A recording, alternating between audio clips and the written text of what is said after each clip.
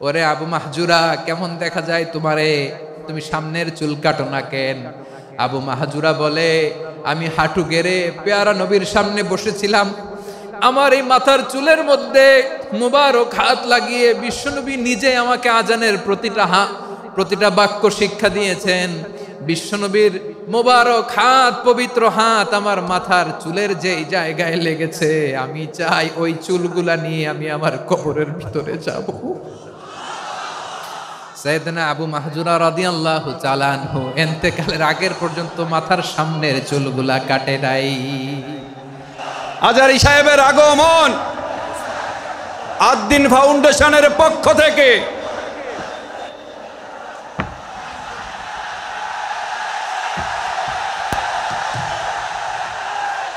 লিল্লাহি তাকবীর, লিল্লাহি তাকবীর। মিজান ভাইয়ের আগমন, শুভেচ্ছা স্বাগতম। মিজান ভাইয়ের আগমন, লিল্লাহি তাকবীর, লিল্লাহি তাকবীর। সম্মানিত হাজিরিন, আপনারা ভালো আছেন সবাই?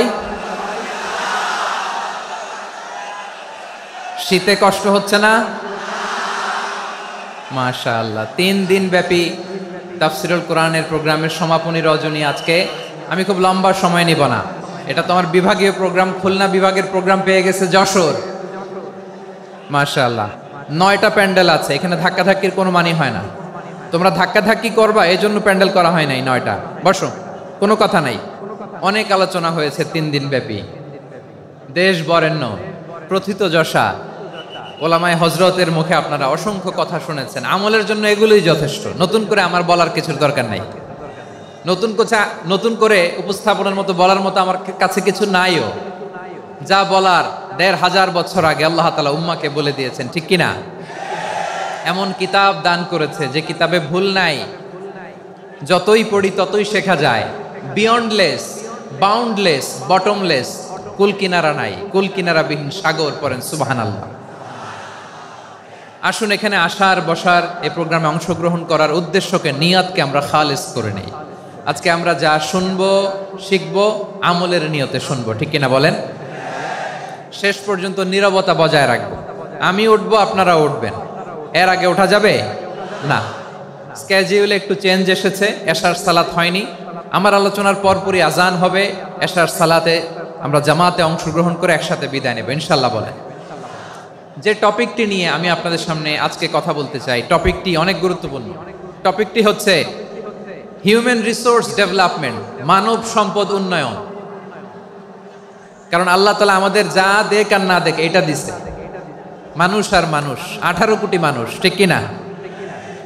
এই 18 কোটির জনসংখ্যার দেশে বসবাস করে আমরা খুশি না বেজার? খুশি হইতে হবে, বেজার হইেন না। জাপানের খবর জানেন? তাদের গ্রোথ রেট নিচের দিকে, উল্টো। জনসংখ্যা নাই, বাচ্চা নিলে, সন্তান নিলে গভর্নমেন্ট তাদের টাকা দেয়। আমাদেরকে আল্লাহ তাআলা দয়া করে, মায়া করে এই সম্পদটা দিয়েছেন। এই মানব সম্পদকে যেন আমরা কাজে লাগাই ইনশাআল্লাহ। পড়েন সবাই। হিউম্যান রিসোর্স ডেভেলপমেন্ট অনেক জনগুরুত্বপূর্ণ বিষয়, খুব সেন্সিটিভ বিষয়, বুঝতে হবে। যশোরের স্মার্ট ছেলেরা, এই যে আমি যাদেরকে দেখতে পাচ্ছি, all are the Gen Z of Jessore. যারা জেন জি, ওরা স্মার্ট, ওরা ইশারা ইঙ্গিতে কাজ করে। এই যে পুরো গদি উল্টায় দিছে, ঠিক কিনা? 24-এর ছাত্র নাগরিক অভ্যুত্থান আমাদের দেখিয়ে দিচ্ছে কিভাবে চোখের ইশারায় গদি উল্টে দিতে হয়। তো এই জেনজিদের নিয়ে বসেছি, ওরা তো স্মার্ট, ওরা ডিস্টার্ব করবে না। মেহরবানি করে আমার সাথে কানেক্ট করো, 1 to 1, brain to brain, eye to eye, eye contact করো আমার সাথে। তাকাও, কষ্ট হলো আমার দিকে তাকাও, আওয়াজ করা যাবে না, আমার দিকে তাকাও। প্রিয় ভাইয়েরা, হিউম্যান রিসোর্স ডেভেলপমেন্টের ব্যাপারে কিছু কথা বলবো। এই যে আমাদের বিশাল জনসংখ্যা, এই জনসংখ্যাকে কি করে জনসম্পদে রূপান্তরিত করা যায়, এ ব্যাপারে কথা বলবো। আমি সূরাতু বনী ইসরাইলের 70 নম্বর আয়াত তেলাওয়াত করেছি। এই আয়াতের আলোকে কিছু কথা আমি আপনাদের সামনে বলবো। আল্লাহ তাআলা ইরশাদ করছেন, ওয়ালাকাদ কাররামনা بني آدم وحملناهم في البر والبحر ورزقناهم من الطيبات وفضلناهم على كثير ممن خلقنا تفضيلا পড়েন আল্লাহু আকবার। রব্বুল আলামিন বলেন ওয়ালাকাদ কাররামনা বানি আদম, আমি বনি আদমকে সম্মানিত করেছি, বনি আদমকে মর্যাদা দিয়েছি। ওয়া হামালনাহুম ফিল বাররি ওয়াল বাহর, বনি আদমকে জলে স্থলে স্থলে এবং সমুদ্রে চলাচলের বাহন দিয়েছি।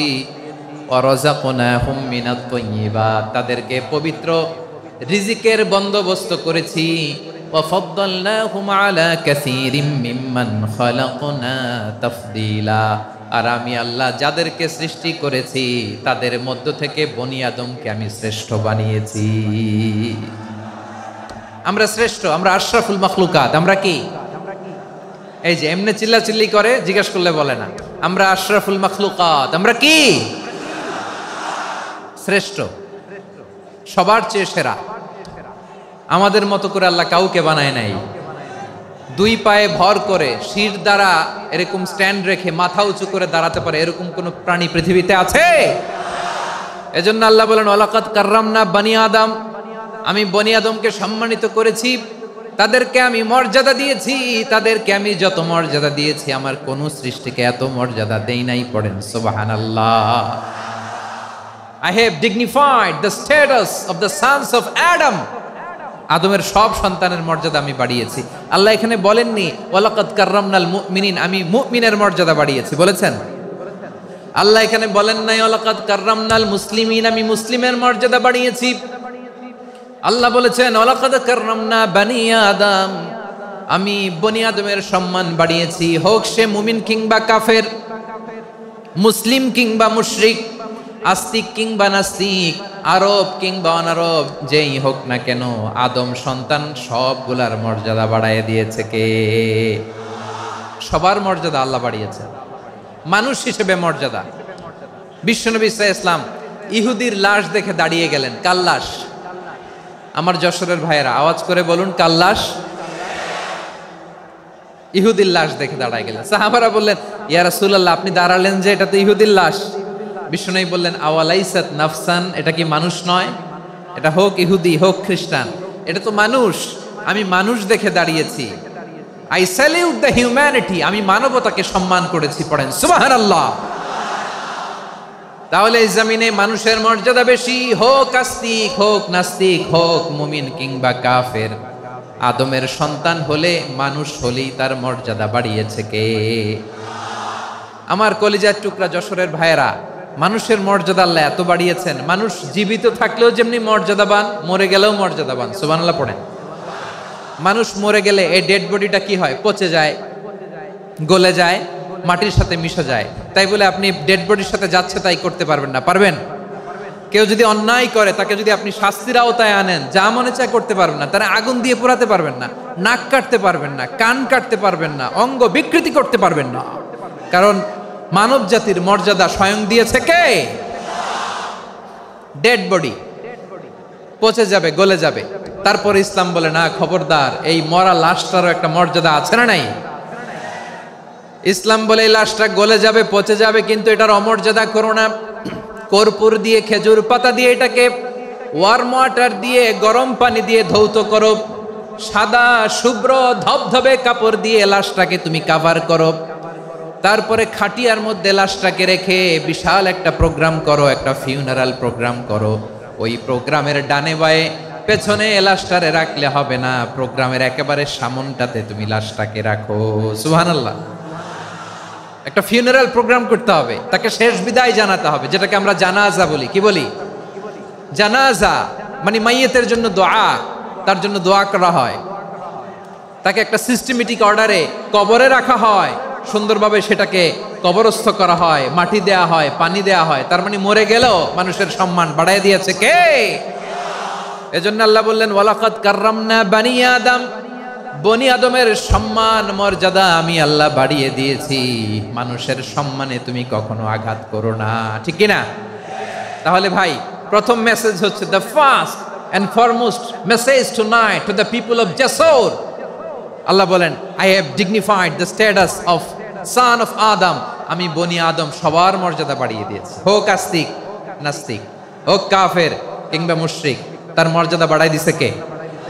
যখন বন্যা হয় আমরা ত্রাণ নিয়ে যাই, আমরা শুধু মুসলমানদেরকে ত্রাণ দেই নাকি? হ্যাঁ, আমরা মুসলমানকেও দেই, অমুসলমানকেও দেই, হিন্দুকেও দেই, বৌদ্ধকেও দেই। যেখানেই মানবতা বিপন্ন সেখানে ইসলামের হেল্পিং হ্যান্ড আছে না নাই? সুবহানাল্লাহ, কি দিন আমরা পেয়েছি, কি বিধান আমরা পেয়েছি। ওয়ালাকাদ কাররামনা বনি আদম, আমি বনি আদমকে সম্মানিত করেছি। এরপর আল্লাহ বললেন, ওয়া হামালনাহুম ফিল বাররি ওয়াল বাহর, মানুষকে স্থলে এবং সমুদ্রে চলাচলের বাহন আমি দিয়েছি। স্থলে কিভাবে চলবে, জলে কিভাবে চলবে, এই বাহনের ব্যবস্থা করেছে কে? এই জেনজি, এই স্যামড়া, ইরাম করতেছো কিসের জন্য? হ্যাঁ, ইরাম করলে চলবি? হ্যাঁ, বস বস বস বস, আওয়াজ করতেছো কেন? দিবা না, কথা বলতে দিবা না আমাকে? তো এইটা বুঝি তোমাদের ভালোবাসার নমুনা? তোমাদের ভালোবাসার কারণে যদি আমি কোথাও দাঁড়াতেই না পারি, কোথাও বসতে না পারি, কোথাও দুটা কথা বলতে না পারি, এই ভালোবাসা দিয়ে কি হবে আমার? বরং ঘামতে ঘামতে ঘর্মাক্ত হব, রক্তাক্ত হব। কিন্তু সেন্ট্রাল থেকে, সেন্ট্রালি যে ইনস্ট্রাকশন আসবে, সেই ইনস্ট্রাকশনের এক চুল আমরা ডানে বায়ে যাব না। এইটা গণজাগরণের জন্য এইটা দরকার, ইসলামী বিপ্লবের জন্য এইটা দরকার। তো আধা ঘন্টা ধরে যদি তোমাদেরকে থামানোই না যায়, এই লস্কর দিয়ে আমি কি করব? আল্লাহর ওয়াস্তে নো নো নো স্লোগান, চুপচাপ একেবারে আমার দিকে তাকাও। আল্লাহ বললেন, ওয়া হামালনাহুম ফিল বাররি ওয়াল বাহর, জলে স্থলে আমি চলাচলের যানবাহনের ব্যবস্থা করেছি। আমরা স্থলে ঘোড়ার উপরে চড়ি, উটের উপরে চড়ি, গাড়ির উপরে চড়ি। এই যে গাড়ির ইঞ্জিন বানাইছি আমরা, এটার মেধা দিয়েছে কে?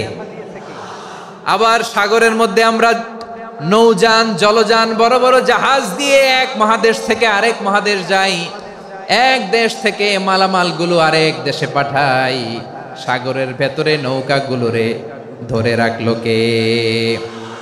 ওয়াল ফুলকিল্লাতী তাজরি ফিল বাহরি বিমা ইয়ানফাউন নাস, মানুষের উপকার আছে এরকম সরঞ্জামাদি নিয়ে সাগরের উপরে বিশাল বিশাল জলযানগুলো চলে। এগুলো ডুবে যায় না, কাত হয়ে যায় না, পড়ে যায় না।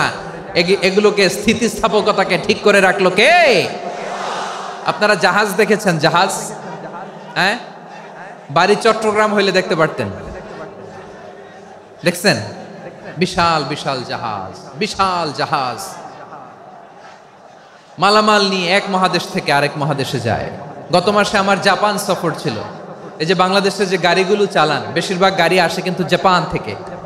হাজার হাজার গাড়ি একটা জাহাজ বহন করতে পারে, হাজার হাজার গাড়ি। এটাতে সাগরের মধ্যে ভাসাইলো কে? সবাই বলুন, ভাসালো কে? হাজার হাজার গাড়ি নিয়ে জাপানিজ গাড়িগুলো আমাদের চট্টগ্রামের এয়ারপোর্টের বন্দরে ভিড়ে। যুক্তরাষ্ট্রে আমি দেখেছি বিশাল বিশাল জাহাজ। আপনারা টাইটানিক জাহাজের নাম শুনেছেন? টাইটানিকেরও 8 গুণ 10 গুণ বড়। সুবহানাল্লাহ কইবেন না? টাইটানিক জাহাজের 8 গুণ 10 গুণ বড় একটা জাহাজ আছে, আইকন অফ দ্য সি, আমি দেখে এসেছি। রয়্যাল ক্যারিবিয়ান দেখে এসেছি। সাগরের সামনে জেটিতে যখন দাঁড়ালাম, জাহাজটা যখন যায়, আমার মনে হচ্ছে একটা শহর, গোটা শহর, the entire city is floating on the water. পুরো একটা শহর মনে হয় পানির উপর দিয়ে ভেসে যাচ্ছে। পড়েন সুবহানাল্লাহ। এই যে আইকন অফ দ্য সি, এই ক্রুজ, এই জাহাজটা, এটার ভিতরে স্টেডিয়াম আছে। কিসের ভিতরে স্টেডিয়াম? কথা বুঝে নাই বোধহয়। স্টেডিয়াম কিসের ভিতর? সুইমিং পুল আছে, শপিং মল আছে, রেস্টুরেন্ট আছে, ক্লাব আছে, 3000 4000 রুম বিশিষ্ট, কক্ষ বিশিষ্ট হোটেল আছে। এই সবগুলোর নিয়ে এগুলো চলে সাগরের এই দোলার মধ্যে, জলোচ্ছ্বাসের মধ্যে। এই সাগরের ভেতরে এই জাহাজগুলোর ভাষায় রাখছে কে?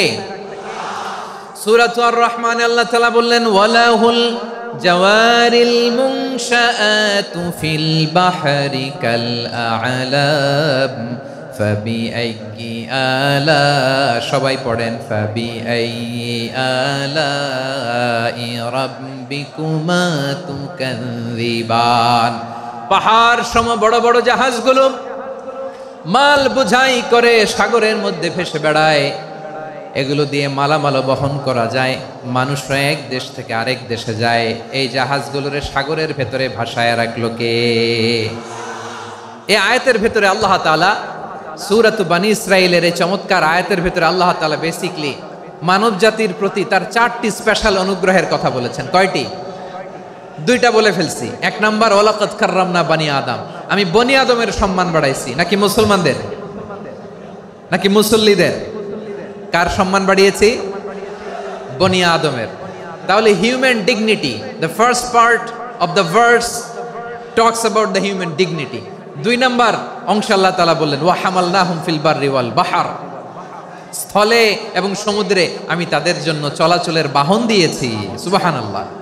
তার মানে smooth movement on land and sea, জলে এবং স্থলে যাতে আমরা স্মুথলি মুভ করতে পারি আল্লাহ তাআলা দিয়েছেন। 3 নাম্বার আল্লাহ তাআলা বললেন ওয়া রাযাকনাহুম মিনাত তাইয়্যিবাত, মানুষের জন্য আমি পবিত্র রিজিকের ব্যবস্থা করেছি। জলে এবং স্থলে যত প্রাণী আছে সবগুলা প্রাণীকে রিজিক দেয় কে? আমাদেরকে রিজিক দেয় কে? সাগরের মাছগুলোকে, বড় বড় তিমি মাছগুলোরে রিজিক দেয় কে? বাতাসের মধ্যে ভেসে বেড়ানো বড় বড় পাখিগুলো, স্ক্যান্ডিনেভিয়ান কান্ট্রি থেকে লক্ষ লক্ষ কোটি কোটি পাখিগুলো যে এক দেশ থেকে আরেক দেশে ট্রান্সফার হয়, এগুলোর রিজিক দেয় কে? রব্বুল আলামিন বলেন ওয়ামা মিন দাব্বাতিন ফিল আরদি ইল্লা আলাল্লাহি রিজকুহা ওয়া ইয়ালামু মুস্তাকাররাহা ওয়া মুস্তাওদাআহা কুল্লুম ফি কিতাবিম মুবিন। আল্লাহু আকবার। রব্বুল আলামিন বলেন ভূপৃষ্ঠে বিচরণশীল যত প্রাণী আছে সব প্রাণীগুলোকে আমি আল্লাহ আমার নিজের কুদরতে রিজিকের বন্দোবস্ত করি। এই প্রাণীগুলো কোথায় থাকে, কোথায় যায়, সব জায়গায় আমি রিজিক পৌঁছে দেই। রিজিক কেউ দিতে পারে না, রিজিকের মালিক কে? রিজিকের মালিক তিনি আল্লাহ। এজন্য আল্লাহ তাআলা বললেন ওয়া রাযাকনাহুম মিনাত তাইয়্যিবাত। এরপর আল্লাহ বললেন ওয়া ফাদ্দালনাহুম আলা কাসীরিম মিম্মান খালাকনা তাফদীলা। আমি যত প্রাণী সৃষ্টি করেছি সকল প্রাণীর মধ্যে মানুষের মর্যাদা শ্রেষ্ঠত্ব আমি দিয়েছি। সুবহানাল্লাহ পড়েন। তাহলে 1 নম্বরে আল্লাহ বললেন আমি বনি আদমের মর্যাদা বাড়ালাম। এরপরে বললেন স্থলে এবং সমুদ্রে চলাচলের জন্য যানবাহন দিলাম। 3 নম্বরে আল্লাহ বললেন পবিত্র রিজিকের ব্যবস্থা করে দিলাম। এরপরে আল্লাহ বললেন যত প্রাণী আছে, সৃষ্টি আছে, সবগুলার উপরে আমি মানুষকে শ্রেষ্ঠত্ব দিলাম। সুবহানাল্লাহ। তাহলে সবচেয়ে বেশি শ্রেষ্ঠত্ব মানুষের। কার? মানুষের। শুধু তাই নয় প্রিয় ভাইরা, আকাশ এবং জমিনে যা কিছু আছে সবকিছু মানুষের জন্য, মানুষের কল্যাণে, মানুষের প্রয়োজনে, মানুষের বশীভূত করে সৃষ্টি করেছেন কে? রব্বুল আলামিন বলেন হুয়াল্লাযী খালাকা লাকুম মা ফিল আরদি জামিআ। এই জমিনের মধ্যে যা কিছু আমি আল্লাহ সৃষ্টি করেছি সব কিছু আমি মানুষের জন্য সৃষ্টি করেছি। পড়েন সুবহানাল্লাহ। হুয়াল্লাযী খালাকা লাকুম মা ফিল আরদি জামিআ, যা আছে সব আমাদের জন্য, সব আমাদেরকে সার্ভিস দেওয়ার জন্য, আমাদের উপকারের জন্য, আমাদের কল্যাণের জন্য। আওয়াজ করে সবাই পড়ুন আল্লাহু আকবার। অন্য আয়াতে আল্লাহ বললেন ওয়াসাখখারা লাকুম মা ফিস সামাওয়াতি ওয়া মা ফিল আরদি জামিআম মিন ইন্না ফি যালিকা লাআয়াতিন লিকাউমি ইয়াতাফাক্কারুন। প্রথমে আয়াতে আল্লাহ বললেন জমিনে যা আছে সব তোমাদের কল্যাণে আমি সৃষ্টি করলাম। এরপরে আল্লাহ বললেন, আকাশেও যা আছে সব তোমাদের জন্য সৃষ্টি করলাম, তোমাদের অনুগত বানায় দিলাম। পড়েন সুবহানাল্লাহ। মানুষের কি ব্রেইন দেখেন, মানুষ জমিন ছেড়ে আকাশে চলে যায়। পাখি দেখে মানুষের শখ হলো, পাখি যেহেতু উঠতে পারে আমরাও পারবো। অরবিল রাইট, উইলবার রাইট, দুই ভাই মিলে আঁকাঝোঁকা করতে করতে করতে করতে প্লেন বানায় ফেললো। কোন সুবহানাল্লাহ। এখন পাখিও ওরে, আমরাও ওরি। এরপরেই মানুষের কৌতূহল থামে না এখানে, মানুষ চলে গিয়েছে চাঁদে। কোথায় গেছে? এখন কিন্তু চাঁদে জমি বিক্রি হয় জানেন। পৃথিবী নিয়ে মারামারি শেষ, রাশিয়া আমেরিকা এখন ধরছে চাঁদ আর মঙ্গল গ্রহ। এখন চাঁদে জমি বিক্রি হয়, মঙ্গলে জমি বিক্রি হয়। এই চাঁদ, মঙ্গল, বৃহস্পতি, শনি সব আল্লাহ তাআলা আমাদের জন্য বানিয়েছেন। সুবহানাল্লাহ পড়েন। মানুষ সাগরের উপরে চড়ে, শূন্যে ভেসে বেড়ায়, পাহাড় কেটে সুড়ঙ্গ বানায়, টানেল বানায়। মানুষ ব্রডব্যান্ডের লাইন নিয়ে যায় সাগরের ভেতর দিয়ে, এক দেশ থেকে আরেক দেশে, এক মহাদেশ থেকে আরেক মহাদেশে। সুবহানাল্লাহ পড়েন। তার মানে গোটা বিশ্বের সব কিছুর উপরে control, superiority over all creatures, সব কিছুর উপর কন্ট্রোল, মনিটরিং, নিয়ন্ত্রণ, এটা প্রতিষ্ঠা করে দিয়েছে কে? এজন্যই মানুষের শ্রেষ্ঠত্ব।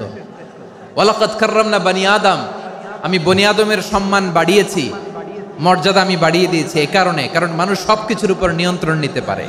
মানুষকে নিয়েই কোরআনের সব আলোচনা, মানুষকে নিয়েই কোরআনের সব। তাই কোরআনের কেন্দ্রীয় আলোচ্য বিষয় হচ্ছে মানুষ। কোরআনের কেন্দ্রীয় আলোচ্য বিষয় কি? যশোরের ভাইয়েরা বুঝে থাকলে সবাই বলবেন, কোরআনের কেন্দ্রীয় আলোচ্য বিষয় কি? এই যে আমি মূল আলোচনায় যাচ্ছি এখন। কেন মানুষ কোরআনের কেন্দ্রীয় আলোচ্য বিষয়? এই যে ভাইয়েরা, এই যে হাত জোর করে, এই যে Jessore Gen Z, the smart people of Jessore, হাত জোর করে বলতেছে, হাত জোর করে তোদের কাছে আল্লাহর দোহাই লাগে, স্টপ স্টপ। শুরুতে একবার বলেছে, জায়গা না হলে আস্তে আস্তে ধাক্কা দিবা, সামনে না পিছনে, দিয়ে দিয়ে বেরোয় চলে যাও। এলইডিতে দেখো, এই যে এই যে আল্লাহর ওয়াস্তে জায়গা না হলে ওদিকে যাও। কোরআনের মাহফিলে বিশৃঙ্খলা, এটা কাফিরদের আলামত। কাফিররা শীষ দিত, শীষ। বিশ্বনবী কোরআনের তাফসির করলে কাফিররা শীষ দিত আর ক্ল্যাপিং করত, হুইসেল এন্ড ক্ল্যাপিং। তো আমরা কি এখানে বিশৃঙ্খলা করতে আসছি? তো বারবার থামানো লাগে কেন? কোনো আওয়াজ হবে না, বললাম তো, স্টপ। আওয়াজ করে বলুন, কোরআনের কেন্দ্রীয় আলোচ্য বিষয় কি? সবাই বলেননি। এতগুলো মানুষ উত্তর দিলে এতটুকু আওয়াজ হয়, অন্তত আমি বিশ্বাস করি না। যশোর, আওয়াজ করে বলো, কোরআনের কেন্দ্রীয় আলোচ্য বিষয় কি? মানুষ। এই মানুষ কোরআনের কেন্দ্রীয় আলোচ্য বিষয়। মানুষকে আল্লাহ স্বাধীনতা দিয়েছেন। ফামান শাআ ফালইউমিন ওয়া মান শাআ ফালইয়াকফুর। চাইলে মুমিন হতে পারো, চাইলে কাফের হতে পারো, তোমার ইচ্ছা। তবে জেনে রাখো, মুমিন হলে পাবা জান্নাত, কাফির হলে পাবা জাহান্নাম। নাও দ্য ডিসিশন ইজ ইয়ার্স। সিদ্ধান্ত তোমার, জান্নাতে যাবা না জাহান্নামে যাবা। যশোরের ভাইয়ের আওয়াজ করে বলুন, কই যেতে চান, জান্নাতে না জাহান্নামে? ডান দিকে না বাম দিকে? ডানপন্থী না বামপন্থী? চিল্লা চিল্লি না চুপচাপ? চুপচাপ কয়ে আবার চিল্লাচিল্লি শুরু করে দিচ্ছে। মাশাআল্লাহ। তাহলে কোরআনের কেন্দ্রীয় আলোচ্য বিষয় মানুষ। আমার সাথে থাকতে হবে, তোমাদেরকে নিয়ে আমি আলোচনা শেষ পর্যন্ত যাব। অনেক গুরুত্বপূর্ণ কথা বাকি আছে, আমাকে সহযোগিতা করতে হবে। মাশাআল্লাহ, এই তো ঠান্ডা হয়েছে। হ্যাঁ, ঠিক আছে ঠিক আছে ঠিক আছে। মানুষকে আল্লাহ এত স্বাধীনতা দিয়েছেন, মানুষ চাইলে অনেক ভালো হইতে পারে। ভালোর রাস্তাও খোলা, খারাপ হওয়ার রাস্তাও খোলা। ভালো হইলে মানুষ অনেক ভালো, খারাপ হইলে অনেক খারাপ। ভালো হইলে সবচেয়ে ভালো, খারাপ হইলে সবচেয়ে খারাপ। এজন্য সিদ্ধান্ত আপনাকে নিতে হবে। আল্লাহ তাআলা বলছেন, লাকাদ খালাকনাল ইনসানা ফি আহসানি তাকওয়িম সুম্মা রাদাদনাহু আসফালা সাফিলিন। আমি মানুষকে অনেক সুন্দর অবয়বে, সুন্দর আকৃতিতে সৃষ্টি করেছি। তার শুধু চেহারার ডিজাইনটাই সুন্দর নয়, তার ব্রেনটা বড্ড সুন্দর, তার মানসিকতা বড্ড সুন্দর, তার সৃজনশীলতা বড্ড সুন্দর। পড়েন সুবহানাল্লাহ। আমাদের চেহারা, অবয়ব, ডিজাইন যে সুন্দর তা না, আমাদের ব্রেনটা অনেক সফিস্টিকেটেড ব্রেন। অনেক সফিস্টিকেটেড। এই 1.5 কেজি ব্রেন ইউজ করে মানুষ গোটা বিশ্বে সভ্যতা বিনির্মাণ করেছে, ঠিক কিনা? এই ব্রেন আল্লাহ তাআলা আমাকে দিয়েছে। এটারে কাজে লাগালে, আপনার 6 সেন্স কাজে লাগালে আপনি অনন্য মানুষ হয়ে উঠবেন, মহামানবে রূপান্তরিত হবেন। মানুষ হতে পারে, চাইলেই মহামানব হতে পারে। আবার যদি মানুষ চায় খারাপও হতে পারে। আল্লাহ বললেন শুধু ভালোই না, ভালো হতে চাইলে অনেক ভালো তুমি হতে পারো, আবার খারাপ হতে চাইলে অনেক খারাপ তুমি হতে পারো। সুম্মা রাদাদনাহু আসফালা সাফিলিন।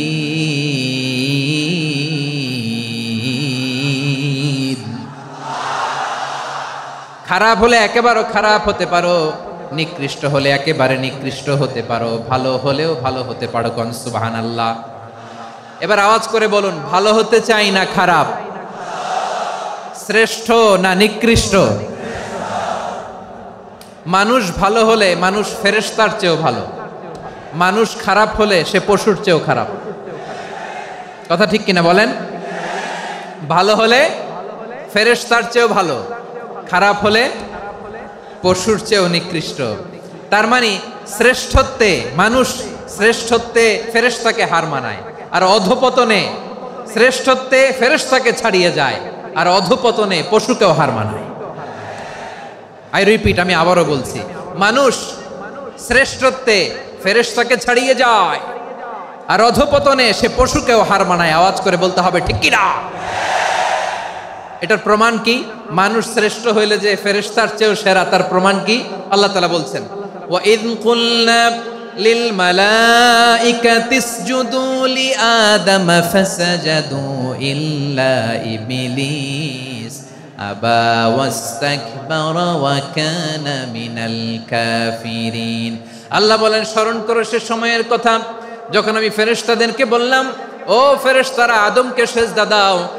সব ফেরেশতারা সম্মান সূচক সেজদা আদমকে দিল, তারা আদমের জন্য সেজদায় লুটিয়ে পড়লো, একজন ছাড়া, তার নাম ইবলিস। আওয়াজ করে বলেন তার নাম কি?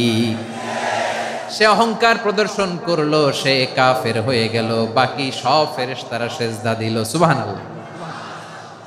আবার আদম আলাইহিস সালামকে আল্লাহ জিজ্ঞেস করলেন, সব বলে দিল উত্তর, কিন্তু ফেরেশতাদেরকে একই প্রশ্ন জিজ্ঞেস করলেন, তারা উত্তর করতে পারে নাই।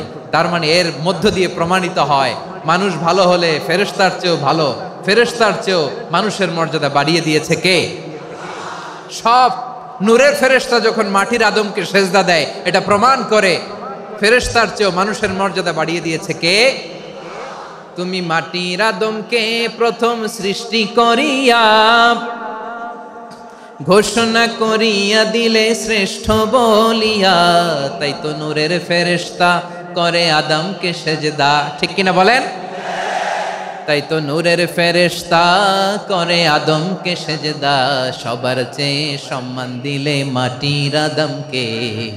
আল্লাহু আল্লাহু তুমি জাল্লে জালালুহু, শেষ করা তো যায় না গে তোমার গুণগান। পড়েন না? পড়েন। আল্লাহু আল্লাহু তুমি জাল্লে জালালুহু, শেষ করা তো যায় না গে তোমার গুণগান। আল্লাহু আল্লাহু। আল্লাহু আকবার। আদমের মর্যাদা বেশি, মানুষের মর্যাদা বেশি, মানুষ শ্রেষ্ঠ তার প্রমাণ নূরের ফেরেশতা মাটির আদমকে সেজদা করে। আওয়াজ করে বলেন ঠিক কি না? তাহলে মানুষ ভালো হলে ফেরেশতার চেয়ে ভালো, আবার মানুষ যদি খারাপ হয় সে পশুর চেয়েও খারাপ, অধপতনে পশুত্বকে হার মানায়। তার প্রমাণ, তার প্রমাণ কি? তার প্রমাণ হচ্ছে যশোরের ভাইরা দেখবেন পত্রিকায় নিউজ পেপারে মাঝে মাঝে এরকম দেখা যায়, এক মানুষ আরেক মানুষকে হত্যা করে 20 টুকরা করে বস্তার ভিতরে ভরেছে। আপনারা এই নিউজ পড়েন নাই না? দেখেন নাই? দেখছেন? মানুষ মানুষকে হত্যা করে কয় টুকরা? জোরে বলেন। এখানেই ক্ষান্ত হয় না, আবার কোথায় ভরছে? বস্তার ভেতরে। আচ্ছা, বুঝে থাকলে আওয়াজ করে বলেন, কোনদিন শুনছেন একটা হাতি আর একটা হাতিকে হত্যা করে 20 টুকরা করছে, এরপরে বস্তার ভিতরে ভরছে? হয়েছে? তাহলে দেখেন, মানুষ যদি খারাপ হয় সে পশুকেও হার মানায়। চিল্লায় বলো ঠিক কি না? এমনও দুশ্চরিত্র মানুষ আছে যার যার নজর থেকে 6 মাসের ছোট্ট মেয়ে থেকে শুরু করে 80 বছরের বৃদ্ধারাও নিরাপদ নয়। পশুকেও হার মানে। মানুষের ঘর জ্বালিয়ে পুড়ে মেসাকার করে দেয়, জনপদের পর জনপদ জ্বালায় দেয়, এরকম আছে না নাই?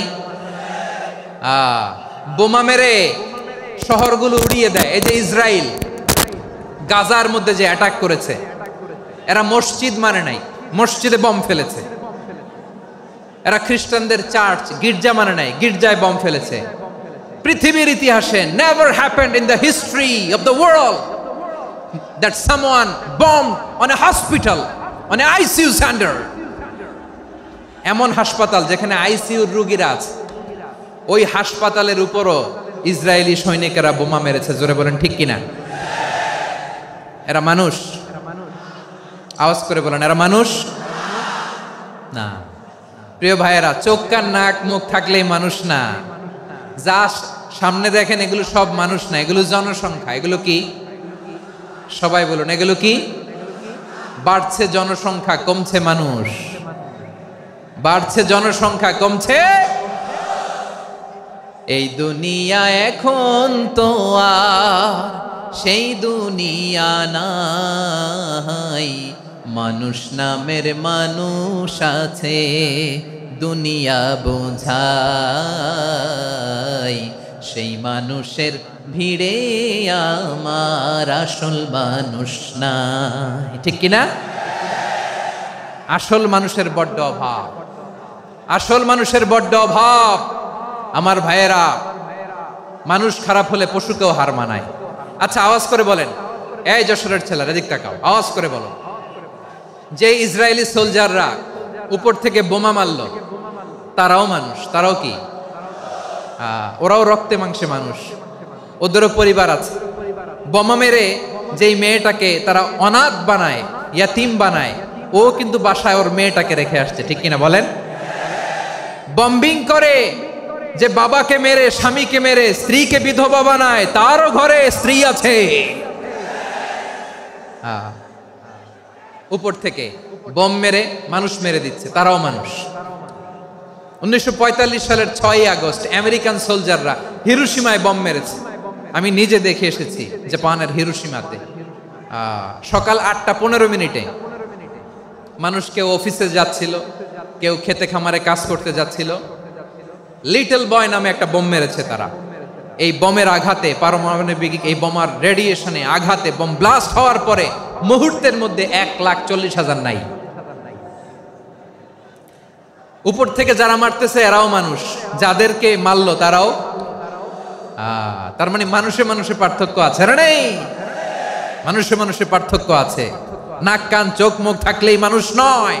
বাড়ছে জনসংখ্যা, কমছে মানুষ। চিল্লায় বলো ঠিক কিনা? তাহলে আমরা বুঝলাম, মানুষ ভালো হলে অনেক ভালো, খারাপ হলে অনেক খারাপ। ও আমার কলিজার টুকরা যশোরের ভাইয়েরা, আসুন না 3 দিন ব্যাপী এই তাফসিরুল কোরআনের ঐতিহাসিক প্রোগ্রাম থেকে আমরা সিদ্ধান্ত নেই, আমরা ভালো মানুষ হব নাকি খারাপ মানুষ হব। কলিজা থেকে, প্রাণ থেকে আওয়াজ করে সবাই বলুন, ভালো মানুষ নাকি খারাপ মানুষ? ভালো মানুষ হইতে হবে। ভালো মানুষ যারা জগৎটাকে এনলাইটেন করবে, যারা এনলাইটেন করবে, যারা সত্যের বীর সেনানী হয়ে দাঁড়াবে, যারা সত্যের পক্ষে কথা বলবে, যারা জালিমের মসনদকে ভেঙে খান খান করে দেবে। এরকম হওয়ার দরকার আছে না নাই? এরকম ভালো মানুষ আমরা হতে চাই কি চাই না? মানুষকে যত্ন নিলে মানুষ যে কত ভালো হয় আপনি কল্পনাও করতে পারবেন না। এই যে আপনাদের যশোরে যে ভালো ছেলেগুলো আছে, যে ভালো তরুণগুলো আছে, যে যুবকগুলো আছে, যে ভালো আলেমরা আছে, ভালো নেতারা আছে, সবাই যদি তাদের মতো হতো, পুরো যশোরটা একটা জান্নাতের টুকরা হয়ে যেত। আওয়াজ করে বলেন ঠিক কিনা? মানুষকে নার্চারিং করলে, মানুষকে পলিশ করলে, মানুষকে গ্রুমিং করলে, মানুষকে সঠিক তারবিয়া দিলে মানুষ অনন্য হয়ে ওঠে। প্রতিটি মানুষ অনন্য। আমি অনন্য, আপনি অনন্য, আমরা সবাই অনন্য। সুবহানাল্লাহ বলেন। মানুষকে আল্লাহ তাআলা দিয়েছেন অসীম ক্ষমতা, অসীম ক্ষমতা। সুবহানাল্লাহ। একটা মানুষ পারে না এমন কিছু নাই। একটা মানুষ পারেন এমন কিছু নাই, বিশ্বাস করতে হবে মানুষ যা কল্পনা করতে পারে ওইটা মানুষ করে দেখাতে পারে। যশোরের ভাইয়ের আই রিপিট, আমি আবারও বলছি, এই চিল্লাচিল্লি করলে আমার এই গুরুত্বপূর্ণ কথা তোমরা মিস করবা। আমরা যখন আমার পিতার পৃষ্ঠদেশে ছিলাম, পিতার পৃষ্ঠদেশ থেকে শুক্রাণু যখন মায়ের গর্ভদেশে যেয়ে পড়ে, কতটা শুক্রাণু ভ্রমণ শুরু করে জানো? 20 কোটি শুক্রাণু। একবার সিমেন আউট হলে সেখানে 20 কোটি শুক্রাণু থাকে, ভ্রমণ শুরু করে। ওই 20 কোটি শুক্রাণুর মধ্য থেকে তুমি আমি আজকে এক বিকশিত শুক্রাণু মানব রূপে পৃথিবীতে এসেছি। সুবহানাল্লাহ। ওই 20 কোটি শুক্রাণুর প্রতিযোগিতায় সবাইরে পেছনে ফেলে সেদিন আমি সফল হয়েছিলাম, সেদিন আমি বিজয়ী হয়েছিলাম। সেদিন আমি এত ছোট ছিলাম, মাইক্রোস্কোপ দিয়েও আমার অস্তিত্ব টের পাওয়া যায় না। আমি এত তুচ্ছ ছিলাম, নগণ্য ছিলাম। আমার কান ছিল না, আমার চোখ ছিল না, আমার হাত ছিল না, আমার জন্য রিকমেন্ডেশন করার মতো মামু ছিল না, খালা ছিল না, কেউ ছিল না। তারপরেও ওই প্রতিযোগিতায়, ওই কম্পিটিশনে যখন আমারে কেউ হারাতে পারে নাই, আল্লাহর জমিনেও আমারে কেউ হারাতে পারে না। হারার জন্য তোমার জন্মই হয় নাই, তুমি আসছই জিতার জন্য। সুবহানাল্লাহ। বিশ্বনবী বলেন, আন্নাসু মাআদিন কামাআদিনি যাহাবি ওয়াল ফিদ্দা খিয়ারুহুম ফিল জাহিলিয়াতি খিয়ারুহুম ফিল ইসলাম। Peoples are like mines of gold and silver. সোনার খনি, রূপার খনি, এর চেয়েও বড় খনি হচ্ছে এই মানব সম্পদের খনি। আওয়াজ করে বলেন আল্লাহু আকবার। আল্লাহ তাআলা এই সম্পদ আমাদেরকে দিয়েছে। বিশ্বনবী বলেন, মানুষ হচ্ছে খনির মতো। খিয়ারুহুম ফিল জাহিলিয়াতি খিয়ারুহুম ফিল ইসলাম। জাহিলি যুগে যারা সেরা, ইসলামেও তারা সেরা। ইদা ফাকুহু, যদি তারা বুঝবান হয় তাহলে তাদেরকে সেরা বানায় দিবে কে? তাহলে মানুষের চেয়ে সেরা কেউ হতে পারে? মানুষের চেয়ে অনন্য কেউ হতে পারে? মানুষকে কেউ হারাতে পারে? আওয়াজ করে বলো, তোমাকে কেউ হারাতে পারবে? এই সাহস জাগছে আজকের আলোচনা থেকে। আমি তুমি অনন্য, আমাকে তোমাকে হারায় দেওয়া এত সহজ না, ঠিক কিনা? একটা কথা জীবনের সাথে সেট করে নিতে হবে, আমি জিতি নয় শিখি, আমি কখনো হারি না। জীবনের সাথে সেট করে নাও, জেনজি অফ যশোর, আমি কখনো হারি না, আমি হয় জিতি নয় শিখি। চিল্লায় বলো ঠিক কিনা? আমি কখনো হারি না, আমার হারানো এত সোজা না। কি সাহস জাগছে? বুকে সাহস জাগছে? তাকবীর পড়ো, লিল্লাহে তাকবীর। তাহলে বিশ্বনবী বললেন, নাসু মাআদিন, মানুষ হচ্ছে খনি। এই ধাক্কা ধাক্কি, আমি জানি এগুলো ভালোবাসার ধাক্কা ধাক্কি, এজন্য আমি সহ্য করে নেই। এগুলো যে ভালোবাসার ধাক্কা ধাক্কি এটা আমরা বুঝি।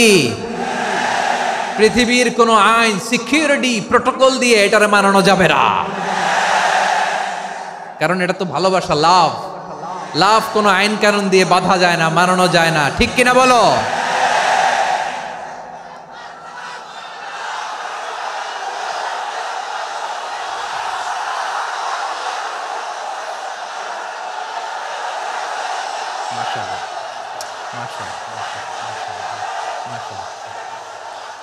ঠিক আছে, বসুন বসুন বসুন। আল নাসু মাআদিন, মানুষ হচ্ছে খনি। এই খনির যত্ন নিতে হবে। আমার মা বাবা যারা এসেছেন, আপনার ছেলে মেয়ের যত্ন নেন। আপনার ছেলের মধ্যে যে কি পটেনশিয়াল আপনি জানেন না। আপনার এই ছোট্ট অবুজ ছেলেটাই আগামী দিনের শায়েখ আহমদুল্লাহ হবে। আপনার হেফজখানায় পড়া ওই ছোট্ট ছেলেটাই আগামী দিনের আল্লামা মামুনুল হক হবে। আপনার ওই ছেলেটা আমির হামজা হবে, আব্দুল হাই সাইফুল্লাহ হবে। এভাবে বড় বড় আলেম হবে, তারা যুগশ্রেষ্ঠ আলেম হবে। সেই একদিন এই বাংলাদেশের পার্লামেন্টে যে বক্তব্য দিয়ে যশোরের পক্ষে কথা বলবে। আপনি জানেন না, কাউকে ছোট করবেন না, আপনি ওর কনফিডেন্স আপনি কমাবেন না, আপনি কমাতে পারেন না। প্যান্ডেলে আমার যে মা বোনেরা আছেন, ছেলে মেয়েদেরকে কখনো ছোট করে কথা বলবেন না। ও যে কোথায় যাবে আপনি জানেন না, আপনি মা হয়ে তাকে সাহস দিবেন, তার কল্পনার জগৎটাকে সাজাতে তাকে উৎসাহিত করবেন, ঠিক কিনা বলেন? আর আমার প্যান্ডেলের আমার প্রিয় শ্রদ্ধাশীলা মায়েরা বোনেরা, আপনারা তো আরো দামি সম্পদ। বিশ্বনবী বলেন, আর দুনিয়া কুল্লুহা মাতা। আল্লাহ আল্লাহ আল্লাহ, বিশ্বনবীর কথার ওজন দেখেন, আর দুনিয়া কুল্লুহা মাতা ওয়া খায়রু মাতা'আদ দুনিয়াল মারআতুস সালিহা। বিশ্বনবী বলেন, দুনিয়ায় যা দেখো সব আল্লাহর দেওয়া অ্যাসেট, মানে সম্পদ। আর এত অ্যাসেটের ভিড়ে সবচাইতে শ্রেষ্ঠ সম্পদ হচ্ছে নেককার নারী। সুবহানাল্লাহ। ভাইয়েরা, বোনের সাথে খারাপ আচরণ করো না। সন্তান, মায়ের সাথে খারাপ আচরণ করো না। আমাদের মায়েরা আমাদের asset, they are our priceless asset. কারণ এই মায়েদের পেটে এসেছে আল্লাহর ওলিরা, এই মায়েদের পেটে এসেছে খান জাহান আলী, এই মায়ের পেটে এসেছে শাহজালাল ইয়ামানি, এই মায়ের পেটে এসেছে আল্লাহর সব নবীরা। নাকি নবীরা আকাশ থেকে ধপ করে জমিনে নেমে আসছে? মায়ের পেটে আসছে। এই মায়ের পেটগুলো খনি। আমার সম্মানিতা মায়েরা, বোনেরা, নিজেকে ইসলাম দিয়ে সাজান, নিজেকে ইসলাম দিয়ে সাজান, নিজেকে পবিত্র রাখুন, নিজের আব্রু ইমান ইজ্জতের হেফাজত করুন, কোরআন পড়ুন, সুন্নাহ পড়ুন। আপনি জানেন না আপনার গর্ভে কে আসছে, কোন ক্ষণজন্মা পুরুষকে আল্লাহ তাআলা আপনার গর্ভে পাঠাবে আপনি জানেন না। মায়েরা, নিজেদেরকে পবিত্র রাখুন, ইসলাম চর্চা করুন, কোরআন চর্চা করুন, নৈতিকতা দিয়ে নিজেকে সাজান। যশোরের জেনজি, নিজেদেরকে প্রস্তুত রাখো আগামীর বাংলাদেশের জন্য। নৈতিকতা, মোরালিটি, ভ্যালিউজ দিয়ে নিজেকে সাজাও, ইসলাম দিয়ে নিজেকে সাজাও। কারণ আগামীর বাংলাদেশ ইসলামের বাংলাদেশ। বাংলাদেশের আসল পরিচয় ইসলাম। বাংলাদেশের আসল পরিচয় কি? সবাই বলে না। বাংলাদেশের আসল পরিচয় কি? এই ইসলাম নিয়ে আমরা সংসদ ভবন সাজাবো, রাজি আছি না নাই? শেকড় ভুলে যাওয়া যাবে না।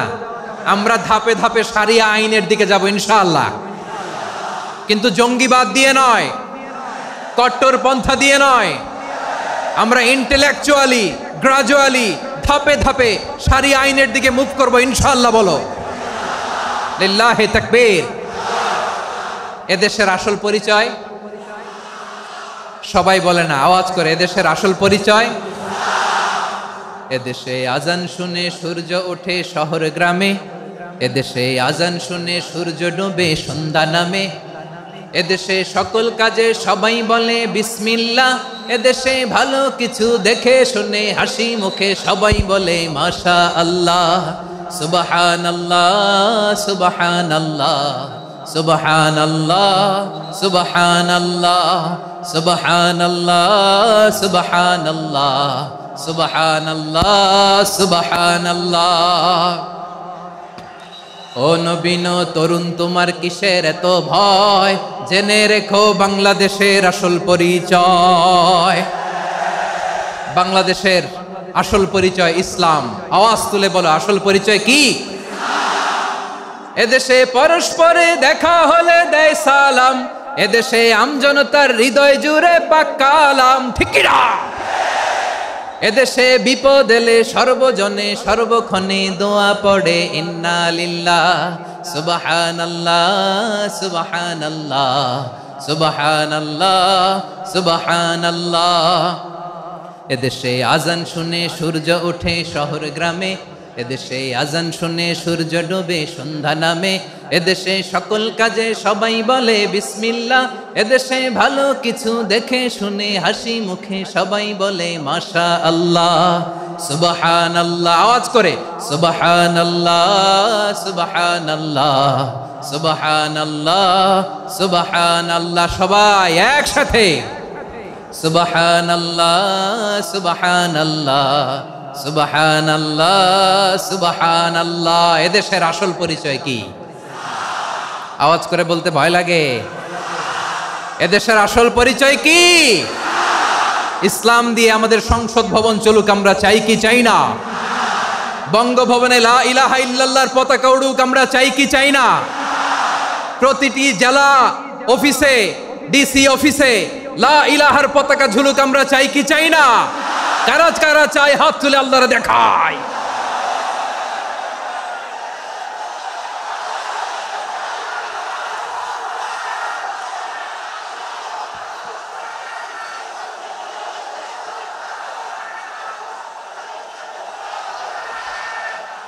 মাশাআল্লাহ, মাশাআল্লাহ, মাশাআল্লাহ, মাশাআল্লাহ।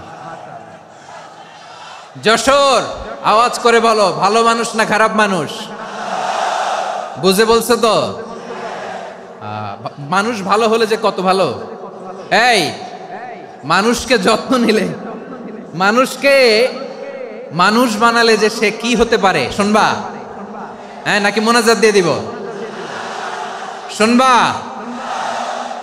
তাহলে থামতে হবে। থামো, আমি যখন বলবো থামো থামো, তাকবীরের সময় দিলে তাকবীর। থামো থামো। মানুষকে যত্ন নিলে, এই এদিকে এদিকে, ড্রোন নামায় ফেলো। হয়েছে, ড্রোনের ফুটেজ হয়ে গেছে, এবার ড্রোন নামায় ফেলো। আমার দিকে তাকাও। মানুষকে, তোমরা এদিক সেদিক তাকালে তো গুরুত্বপূর্ণ পয়েন্ট মিস হয়ে যাবে। এদিকে এদিকে, হ্যাঁ মাস, ঠিক আছে, এদিকে। মানুষকে যত্ন নিলে মানুষের মধ্যে যে আল্লাহ কি পটেনশিয়াল রেখেছে। আমি জাপানের দুইটা উদাহরণ দেই। জাপানের, এই এই এভাবে এভাবে হবে, হয় বসো নয় পেছনে, কথা নাই, কথা তো বলাই যাবে না, হারাম কথা বলা। আজকে একেবারে চুপ, আজকের জন্য হারাম করে দিছে আমি, এই কিছু সময়ের জন্য একেবারে নিষিদ্ধ। জাপানের দুইটা উদাহরণ দেই, খেয়াল করে একটু শুনেন, বুঝবেন। আল্লাহ, 2022 সালে জাপানের সাথে জার্মানির খেলা, ফিফা ওয়ার্ল্ড কাপ 2022। এক পক্ষে জাপান, আরেক পক্ষে কোন দেশ? কথা শোনে নাই। এক পক্ষে কোন দেশ, আরেক পক্ষে সবাই। এক পক্ষে, আরেক পক্ষে। ওই খেলায় জিতেছিল জাপান, জিতেছিল 22 সালের এই ফিফা ওয়ার্ল্ড কাপে। জাপান ফুটবল খেলায় জিতে, as a part of their celebration তারা খেলার পরে পুরো স্টেডিয়ামটারে ক্লিন করে। The fan base of Japan, লক্ষ লক্ষ মানুষ খেলা দেখতে যায়, তো এত ডাস্টবিনও তো নাই। তো যারা ডাস্টবিনে জায়গা পায় নাই, তারা এই যে চকলেটের প্যাকেট, পানির বোতল, চিপসের প্যাকেট তারা এদিকে সেদিকে রেখে দিয়েছে। জাপানের ভক্তরা, জাপানের ফলোয়াররা, as a part of their celebration তারা খেলার পরে পুরো স্টেডিয়ামের সব ময়লা আবর্জনা ক্লিন করে তারপরে বিদায় নিয়েছে। তাদেরকে কি ক্লিন করার দায়িত্ব দেওয়া হয়েছিল? এই যশোর, জাপানের যে ছেলেরা খেলা দেখতে গেছিল ওদেরকে কি ক্লিন করার দায়িত্ব দিছিল?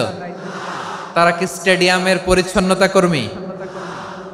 তাদের আকল, তাদের সিক্স সেন্স তাদেরকে বলেছে। ছোটবেলা থেকে জাপান গভর্নমেন্ট ওদেরকে এত পরিচ্ছন্নতা শেখায়, ক্লিনলিনেস অ্যাওয়ারনেস ক্যাম্পেইন করায়।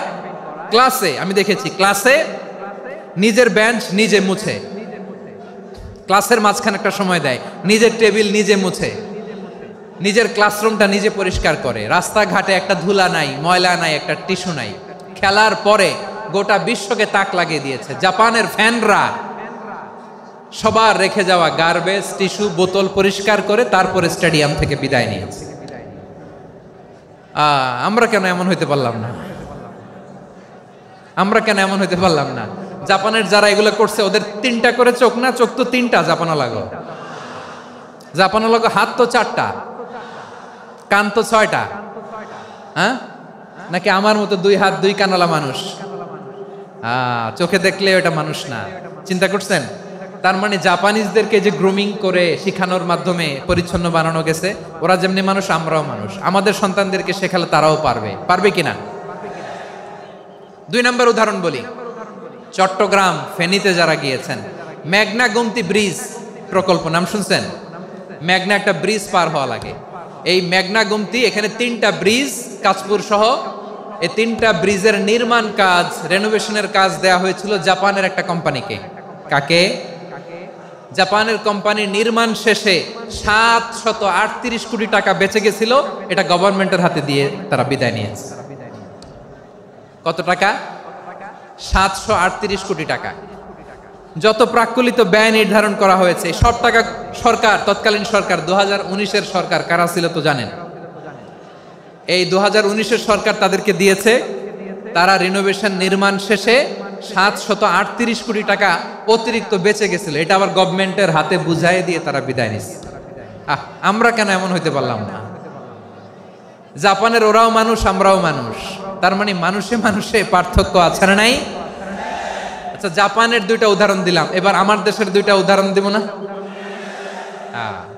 বাংলাদেশের দুটা উদাহরণ দেয়। 1 নম্বর উদাহরণ, গত সপ্তাহে আপনারা জানেন কক্সবাজার আমার একটা প্রোগ্রাম ছিল, তো হেলিকপ্টারে গিয়েছিলাম। ফেনী জেলা যখন পার হচ্ছি আমি দেখলাম 3টা উইন্ডমিল চিনেন তো, বিশাল পিলার, 3টা-4টা পাখা থাকে, বায়ু বিদ্যুৎ কেন্দ্র, বাংলাদেশের প্রথম বায়ু বিদ্যুৎ কেন্দ্র এটা, মুহুরী প্রজেক্ট বলে ওটা সম্ভবত, মুহুরী প্রজেক্ট। তো সাগরের বাতাসের ঝাপটায় এটা ঘুরে এনার্জি হয়, ইলেকট্রিসিটি উৎপাদন হয়। তো আমি পাইলটকে বললাম, ভাই এগুলো থেকে কেমন ইলেকট্রিসিটি উৎপাদন হয়? কয় হুজুর একটুও হয় না, কিছুই হয় না। কিছুই হয় না মানে? বলে হুজুর বাংলাদেশে যত উইন্ডমিল আছে এটার পাখা একটাও ঘুরে না। আল্লাহ, বলেন কি? তাহলে এই যে কোটি কোটি টাকা ব্যয় করে যে উইন্ডমিল, কয় হুজুর ভিতরে ফিটফাট, উপরে ফিটফাট, ভিতরে সদরঘাট। তার মানে কোটি কোটি টাকা দিয়ে এই উইন্ডমিল বানায়, এখানে কিছু নাই। দুর্নীতির আড্ডাখানা, আখড়াখানা বাংলাদেশ, ঠিক কিনা বলেন? আয় রে, জাপানিজরাও মানুষ, আমরাও মানুষ। আমার এক নিকটাত্মীয় সরকারি চাকরিজীবী, উনি আমাকে বললেন, বাংলাদেশের আর একটা উদাহরণ দেখ, উনি আমাকে বললেন যে প্রতি বছর আমাদের অফিসের ফার্নিচার চেঞ্জ করে। আমি বললাম প্রতি বছর ফার্নিচার চেঞ্জ করে কেন? বলে যে ফার্নিচার নতুন পারচেজ করলেই তো ওইখানে টাকা, নতুন কিনতে পারলেই টাকা, নতুন উন্নয়নের সবক শোনাতে পারলেই টাকা। প্রথম আলোর রিপোর্ট, কি আলো? প্রথম আলোর রিপোর্ট, গত 15 বছরে উন্নয়নের নামে লুটপাট হয়েছে প্রায় 3.25 লাখ কোটি টাকা। কার রিপোর্ট? আমাদের বানানো কথা, প্রথম আলোর রিপোর্ট। গত 15 বছরে কারা ছিল জানেন তো? হ্যাঁ, শুধু ওনাদেরকেই দোষ দিয়ে লাভ নাই। স্বাধীনতার পর থেকে শুধু শাসকের হাত বদল হয়েছে, আমরা কিছু পাই নাই, ঠিক কিনা বলেন? শুধু ওনাদের দোষ দিয়ে কি লাভ? একদল খাইছে, আরেক দল খাওয়ার জন্য রেডি হয়ে আছে। আমরা এরকম চাই না। আমরা চাই স্বাধীন সার্বভৌম বাংলাদেশ, আমরা চাই দুর্নীতিমুক্ত বাংলাদেশ। আমি নিউজটা যে কতবার পড়লাম, এটা কি সম্ভব? 3.25 লাখ কোটি টাকা লুটপাট, মানে লুটপাট করতে করতে এদেশের জনগণকে ফুটপাতে বসায় দিচ্ছে। প্রিয় ভাইয়েরা, তাহলে জাপানের মানুষও মানুষ, আমরাও মানুষ।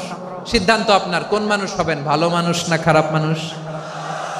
আজকের আলোচনার বিষয় হচ্ছে মানব সম্পদের উন্নয়ন, হিউম্যান রিসোর্স ডেভেলপমেন্ট।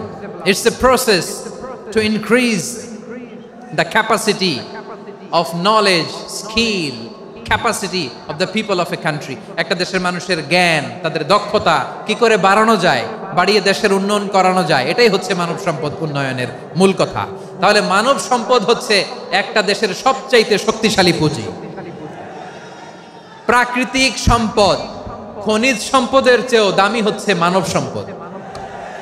আমার প্রিয় যশোর, প্রাকৃতিক সম্পদ, খনিজ সম্পদের চেয়ে দামি সম্পদ কি সম্পদ? আল্লাহ তাআলা দয়া করে আমাদেরকে এই মানব সম্পদ দিয়েছেন। আসুন আমাদের এই মানুষগুলোকে আমরা সোনার মানুষ বানাই। রাজি আছেন তো সবাই? রাজি আছেন? মানুষ পারে না এমন কোনো কিছু নাই, চাইলে সব পারে। এজন্য মানুষকে তারবিয়া দিতে হবে, যথাযথভাবে তাদেরকে গড়তে হবে। আসুন আমরা সিরাতের আয়নায় বিশ্বনবীর জীবনী থেকে দেখি তিনি কিভাবে হিউম্যান রিসোর্সকে ম্যানেজ করতেন। যদি আপনাদের সময় হয়, দু একটা উদাহরণ দিয়ে আজকে আমি আমার আলোচনার বিদায় নিব। হবে সময় হবে কয়েক মিনিট? হ্যাঁ, শান্ত থাকবেন তো? শান্ত থাকবা? হ্যাঁ, ঠিক আছে।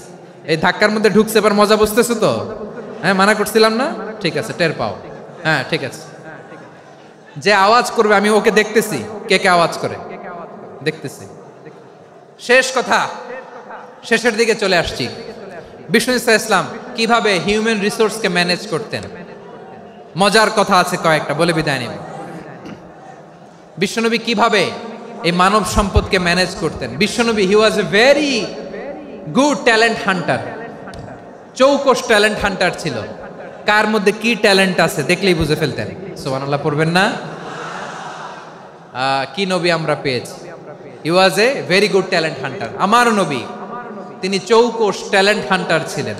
কার মধ্যে কি প্রতিভা বের করতেন, ওই প্রতিভাকে ইসলামের কল্যাণে কাজে লাগাতেন। সুবহানাল্লাহ বলেন। যাকে যেই জায়গায় সেট করলে ভালো হবে তাকে ওই জায়গায় সেট করতেন। কয়েকজন সাহাবীর জীবনী শোনাই।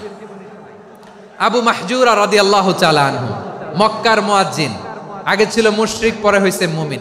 উনি কিভাবে মুমিন হইলেন এই ঘটনাটা একটু আপনাদের শোনাতে চাই।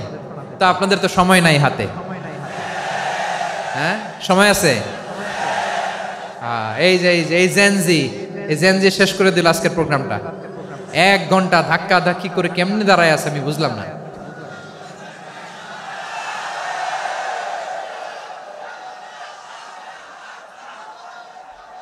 না না তাকবির না, চুপ করতে হবে। What I need, you stop. Just shut up. চুপ। হ্যাঁ ঠিক আছে, এভাবে। আবু মাহজুরা রাদিয়াল্লাহু তাআলা আনহু কিভাবে মুসলিম হলেন আওয়াজ করে শুনেন। হুনাইনের যুদ্ধ 8ম হিজরি, বিষ্ণু ইসলাম হুনাইনের যুদ্ধ শেষে ফিরতেছেন। পথিমধ্যে বেলাল রাদিয়াল্লাহু তাআলা আনহু, এই যে আবার কথা, আই রে আল্লাহ রে, এখানে ধাক্কা ধাক্কি কেন? চলে যাও, পেছনে যাও, পেছনে যাও। কি আজীব তামাশা! যেখানে যায় এখানে ধাক্কা ধাক্কি, মারামারি, গায়ের উপরে, কাঁধের উপরে, শাউটিং। অনেক গুরুত্বপূর্ণ কথা পয়েন্ট করে নিয়ে আসে যে বলবো, এই শাউট করার কারণে প্রোগ্রামটাই নষ্ট করে দেয়। আসছে আমার ভালোবাসা দেখাইতে, প্রোগ্রামটাই শেষ করে দিয়ে চলে যায়। স্টপ। আবার কথা বল, স্টপ। হুনাইনের যুদ্ধে 8ম হিজরি, কত হিজরি সবাই বলেন না একটু, কত হিজরি? 8ম হিজরিতে হুনাইনের যুদ্ধে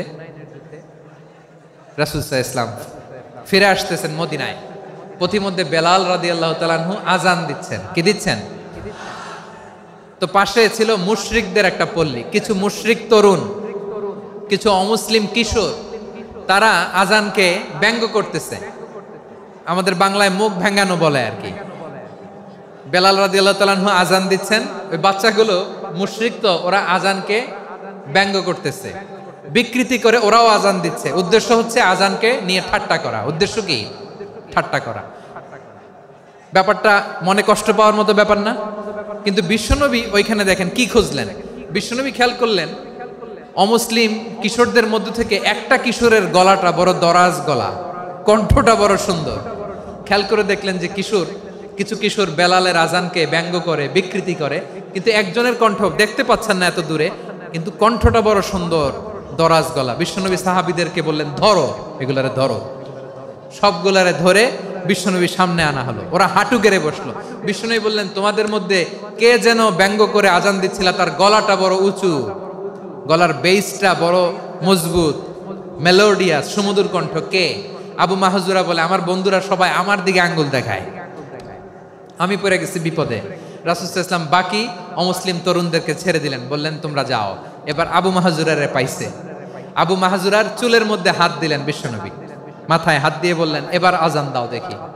আবু মাহজুরা বলে, আমি তো আজান দিতে জানি না, কারণ আমি তো বেলালেরটা শুইনা দিছি, আমার তো মুখস্থ নাই, আমি তো আজান দিতে জানি না। বিশ্বনবী বললেন, জানো না? তাহলে আসো, আমি তোমারে শিখাই দেই। সুবহানাল্লাহ পড়েন। আবু মাহজুরা হাঁটু গেড়ে বসে, বিশ্বনবীর মোবারক হাত আবু মাহজুরার চুলের মধ্যে। বিশ্বনবী আজানের মুআল্লিম আবু মাহজুরাকে বলতেছে, ঠিক আছে তোমারে শিখাই দিচ্ছি, আমি যা যা বলবো আমার সাথে সাথে বলো, পারবা? আবু মাহজুরা বলে, পারবো। বিশ্বনবী আজান দিচ্ছেন, মাথায় হাত দিয়ে আল্লাহু আকবার, আল্লাহু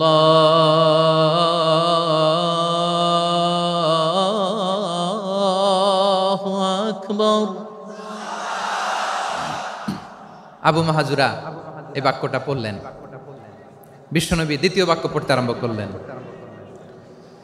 আল্লাহু আকবার,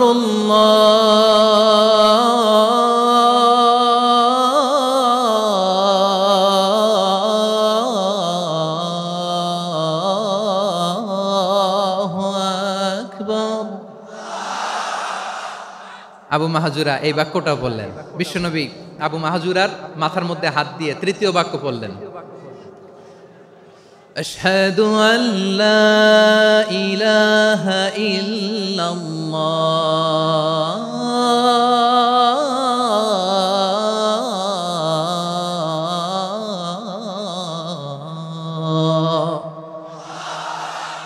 আবু মাহাজুরা তৃতীয় বাক্য পড়লেন। বিশ্বনবী একটা বাক্য পরে আবু মাহাজুরা পরে, বিশ্বনবী পরে আবু মাহাজুরা পরে। আবু মাহাজুরা কিন্তু অমুসলিম, মুশরিক। আবু মাহাজুরা বলে, এক একটা বাক্য পড়ি আমার কলিজাটা গলে ঠান্ডা হয়ে যায়। এতদিন মোহাম্মদকে গালি দিতাম, এখন মোহাম্মদ আমার মাথায় যখন হাত রাখছে আমার সারা শরীর ঠান্ডা হয়ে গেছে। বিশ্বনবী আজান শিখাচ্ছেন, একটা একটা বাক্য পড়ে আবু মাহাজুরাও পড়ে, বিশ্বনবী পড়ে আবু মাহাজুরাও পড়ে। পুরো বাক্যগুলো যখন শেষ, আজান শেষ, আবু মাহাজুরাও যখন পুরো আজান পড়লেন, আবু মাহাজুরা বললেন, এতদিন মোহাম্মদের চেহারা দেখলে আমার ঘৃণা লাগতো, আজ থেকে মোহাম্মদের চেহারার চেয়ে প্রিয় চেহারা আমার কাছে নাই। আবু মাহাজুরা বললেন, ও মুহাম্মদ, আজানের বাক্য তো আপনি আমারে শেখালেন, এখানেই শেষ করবেন না, আপনি আমারে পড়ায় দেন। লা ইলাহা ইল্লাল্লাহু মুহাম্মাদুর রাসূলুল্লাহ সাল্লাল্লাহু আলাইহি ওয়াসাল্লাম। বিশ্বনবীর সাথে দাঁড়িয়ে উনি শাহাদা পড়ে মুসলমান হয়ে গেলেন। এবার আবু মাহাজুরা বলে, ইয়া রাসূলুল্লাহ, ইয়া হাবিবাল্লাহ, আমি মুমিন হয়েছি, মুসলমান হয়েছি, আপনার কাছ থেকে আজান শিখার সৌভাগ্য আমি লাভ করেছি গো নবী। আমার কণ্ঠের বড় তারিফ করেছেন, আপনি আমার আজানকে আপনি পছন্দ করেছেন। একটা জিনিস আপনার কাছে চাই, আপনি আমাকে মক্কার মসজিদুল হারামের মুয়াজ্জিন হিসেবে অ্যাপয়েন্ট করে দেন। বিষ্ণু ইসলাম বললেন, যাও আবু মাহজুরা, আমি তোমাকে পৃথিবীর শ্রেষ্ঠতম মসজিদ মক্কার মসজিদুল হারামের মুয়াজ্জিন হিসেবে অ্যাপয়েন্ট করে দিলাম। দেখছেন কিভাবে ট্যালেন্ট হান্টিং করতে হয়, কিভাবে হিউম্যান রিসোর্স মানব সম্পদকে ব্যবহার করতে হয়। আসছিল আজানকে ভেঙাইতে, আসছিল কেন? আজানকে ব্যঙ্গ করার জন্য, বিকৃত করার জন্য। আজানকে বিকৃত করতে যে ইসলামের সবচেয়ে শ্রেষ্ঠ মসজিদের মুয়াজ্জিন হয়ে গেল। পড়েন সুবহানাল্লাহ। হযরত আবু মাহজুরা রাদিয়াল্লাহু তাআলা আনহু ওনার এই সুললিত কণ্ঠ ব্যবহার করে মসজিদুল হারামে এত সুন্দর করে আল্লাহু আকবার বলে আজান দিতেন। মানুষগুলোর, মুসল্লিগুলোর, মক্কাবাসীর হৃদয়কে তিনি বিগলিত করে দিতেন। মানুষের হৃদয়কে ঠান্ডা হয়ে যেত। শুধু এখানেই শেষ না আমার যশোরের ভাইয়েরা। বিশ্বনবী যখন সাইয়েদনা আবু মাহজুরা রাদিয়াল্লাহু তাআলা আনহুকে আজান শিখাচ্ছিলেন, বলেন তো বিশ্বনবীর হাতটা কোথায় ছিল? আবু মাহজুরার মাথার সামনে, এই চুলের উপরে ছিল। আবু মাহজুরা ওই স্মৃতিটাকে ধারণ করবার জন্য, ওই স্মৃতিকে বহন করার জন্য বিশ্বনবীর মোবারক হাত আবু মাহজুরার কপালের চুলের যেই জায়গায় লেগেছে, মৃত্যুর আগের দিন পর্যন্ত আবু মাহজুরা মাথার ওই চুলে কোনোদিন ছুরি আর কামার লাগায় নাই, সেখানে কেচি লাগায় নাই, চুলের মধ্যে খুর লাগায় নাই। আবু মাহজুরা ডান দিকের চুল কাটতো, বাম দিকের চুল কাটতো, পেছনের চুল কাটতো, সামনের চুল কাটতো না। আবু মাহজুরা রাদিয়াল্লাহু তাআলা আনহুর সামনের চুলগুলো বড় হতে হতে যখন এত বড় হয়ে যায়, তিনি চুলগুলো পেঁচিয়ে মাথার মধ্যে রাখতেন। তারপরে তিনি পাগড়ি পরতেন। সবাই জিজ্ঞেস করতো, আবু মাহজুরা, এটা আবার কেমন স্টাইল? দেখতে তোমার কি বিদঘুটে লাগে?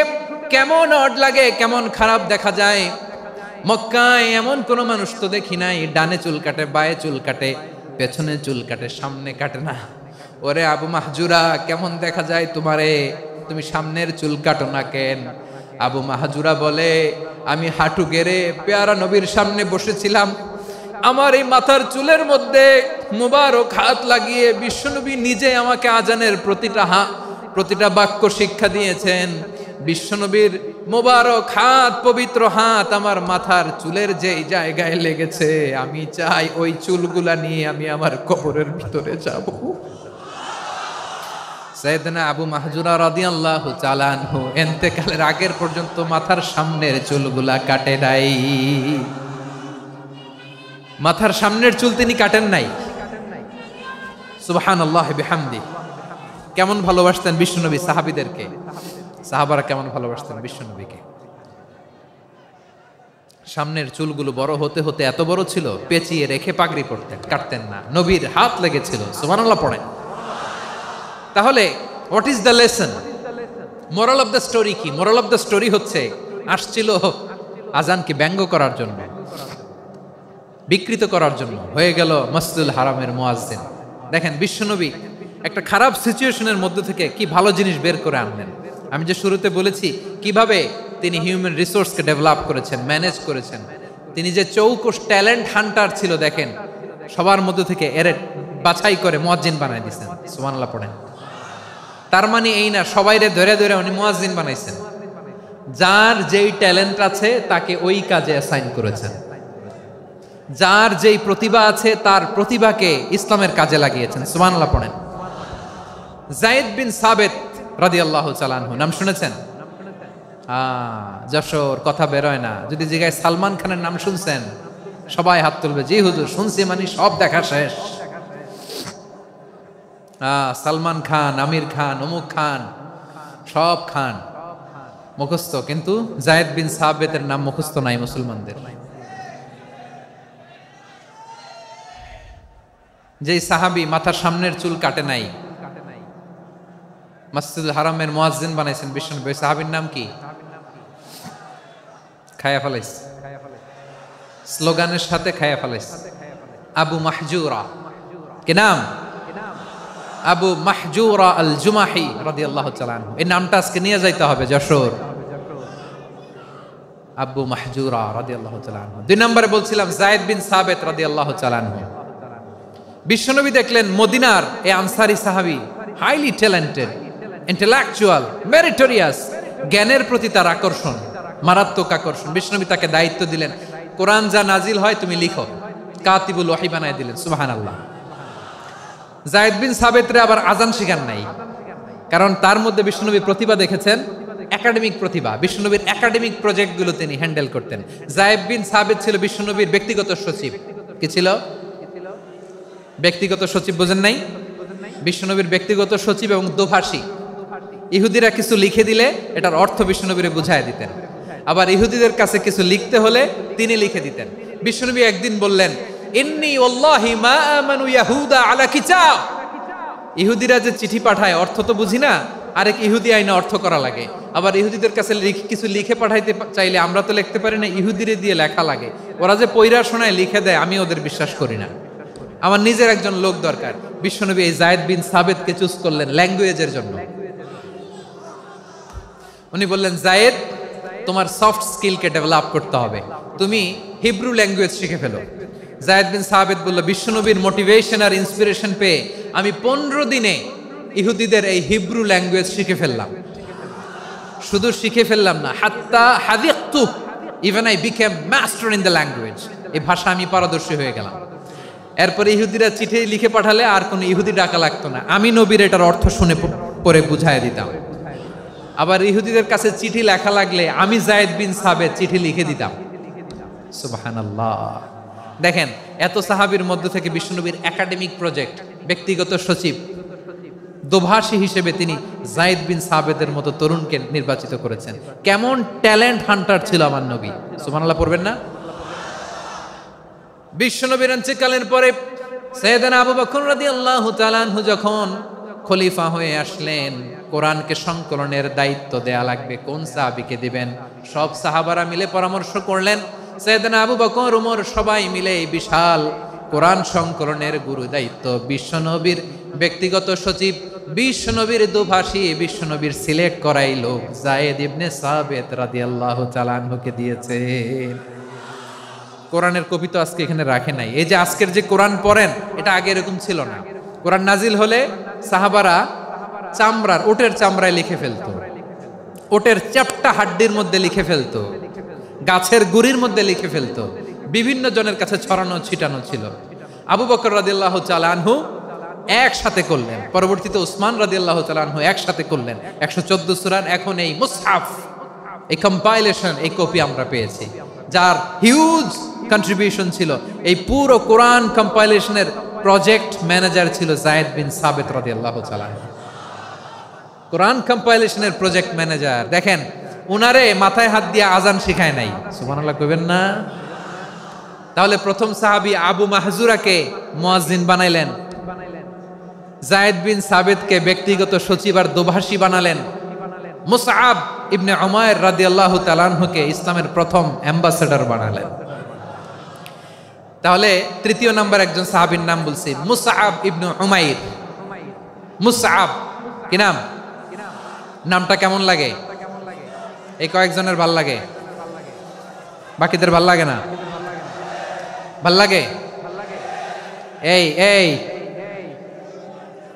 আর কয়েকটা মিনিট দেওয়া যাবে না আমাকে আল্লাহর রাস্তে? হ্যাঁ ঠিক আছে, আমি তোমাদেরকে ভালোবাসা দেখাবো, দোয়া করব যদি চুপ থাকো, একেবারে চুপ, কষ্ট সহ্য করো, বাকিরা যা সওয়াব পাবে তোমরা ডবল পাবা, যেহেতু কষ্ট বেশি, কিন্তু চুপ। 3 নাম্বার সাহাবীর নাম মুসআব। এই ধাক্কাধাক্কি কেন? ধাক্কাধাক্কি কেন রে ভাই? না না না, এরকম হইলে আসবো না যশোর, আমি আর আসবো না। হয় পিছনে চলে যাও, নাহলে চুপ, ধাক্কাধাক্কি নাই। 3 নাম্বার সাহাবীর নাম মুসআব। কি নাম? He was the first ambassador in Islam. ইসলামের প্রথম ডিপ্লোম্যাট, প্রথম কূটনৈতিক, ইসলামের প্রথম কূটনৈতিক, ইসলামের প্রথম ডিপ্লোম্যাট, প্রথম অ্যাম্বাসেডর মুসআব ইবনে উমাইর। মক্কার তরুণ যুবক, উনি পারফিউম লাগাইলে মানুষ দেখলেই বুঝতো এটা মুসআব লাগাইছে। এমন ড্যাশিং ফেসের ছিল, এমন স্মার্ট ড্যাশিং ফেস, এমন পার্সোনালিটির মানুষ ছিল মুসআব রাদিয়াল্লাহু তাআলা আনহু। কারণ যিনি ইসলামের স্পোকম্যান হবেন, মুখপাত্র হবেন, তার স্মার্ট হওয়ার দরকার আছে না নাই? আকাবার প্রথম শপথ যখন হলো, তাদের সাথে বিষ্ণু ঈসা ইসলাম মদিনাতে একজন মুখপাত্র পাঠালেন, ডিপ্লোম্যাটকে পাঠালেন, অ্যাম্বাসেডর অফ ইসলাম, তিনি হচ্ছেন মুসআব ইবনে উমাইর। পড়েন সুবহানাল্লাহ। বিশ্বনবী দেখলেন সে অনেক স্মার্ট, তার ডেডিকেশন আছে, সিনসিয়ারিটি আছে, এবং মদিনায় যে আউস খাজরাজ গোত্রের নেতাদের সাথে ডিল করতে হবে, ইহুদিদের সাথে ডিল করতে হবে, ওখানে একজন পাক্কা জানু খেলোয়াড়ের দরকার আছে না নাই? মুসআব ইবনে উমাইর রাদিয়াল্লাহু তাআলা আনহু, ওনাকে বিষ্ণু ঈসা ইসলাম চুজ করলেন। এবং বিষ্ণু ঈসা ইসলামের এই চুজিংটা, এই সিলেকশনটা এত সুন্দর ছিল, তিনি মদিনাতে যে বিশ্বনবী আসার আগেই মদিনার জমিনকে তিনি উর্বর করে ফেলছেন। প্রতিটা ঘরে ঘরে কালিমার দাওয়াত তিনি পৌঁছায় দিচ্ছেন।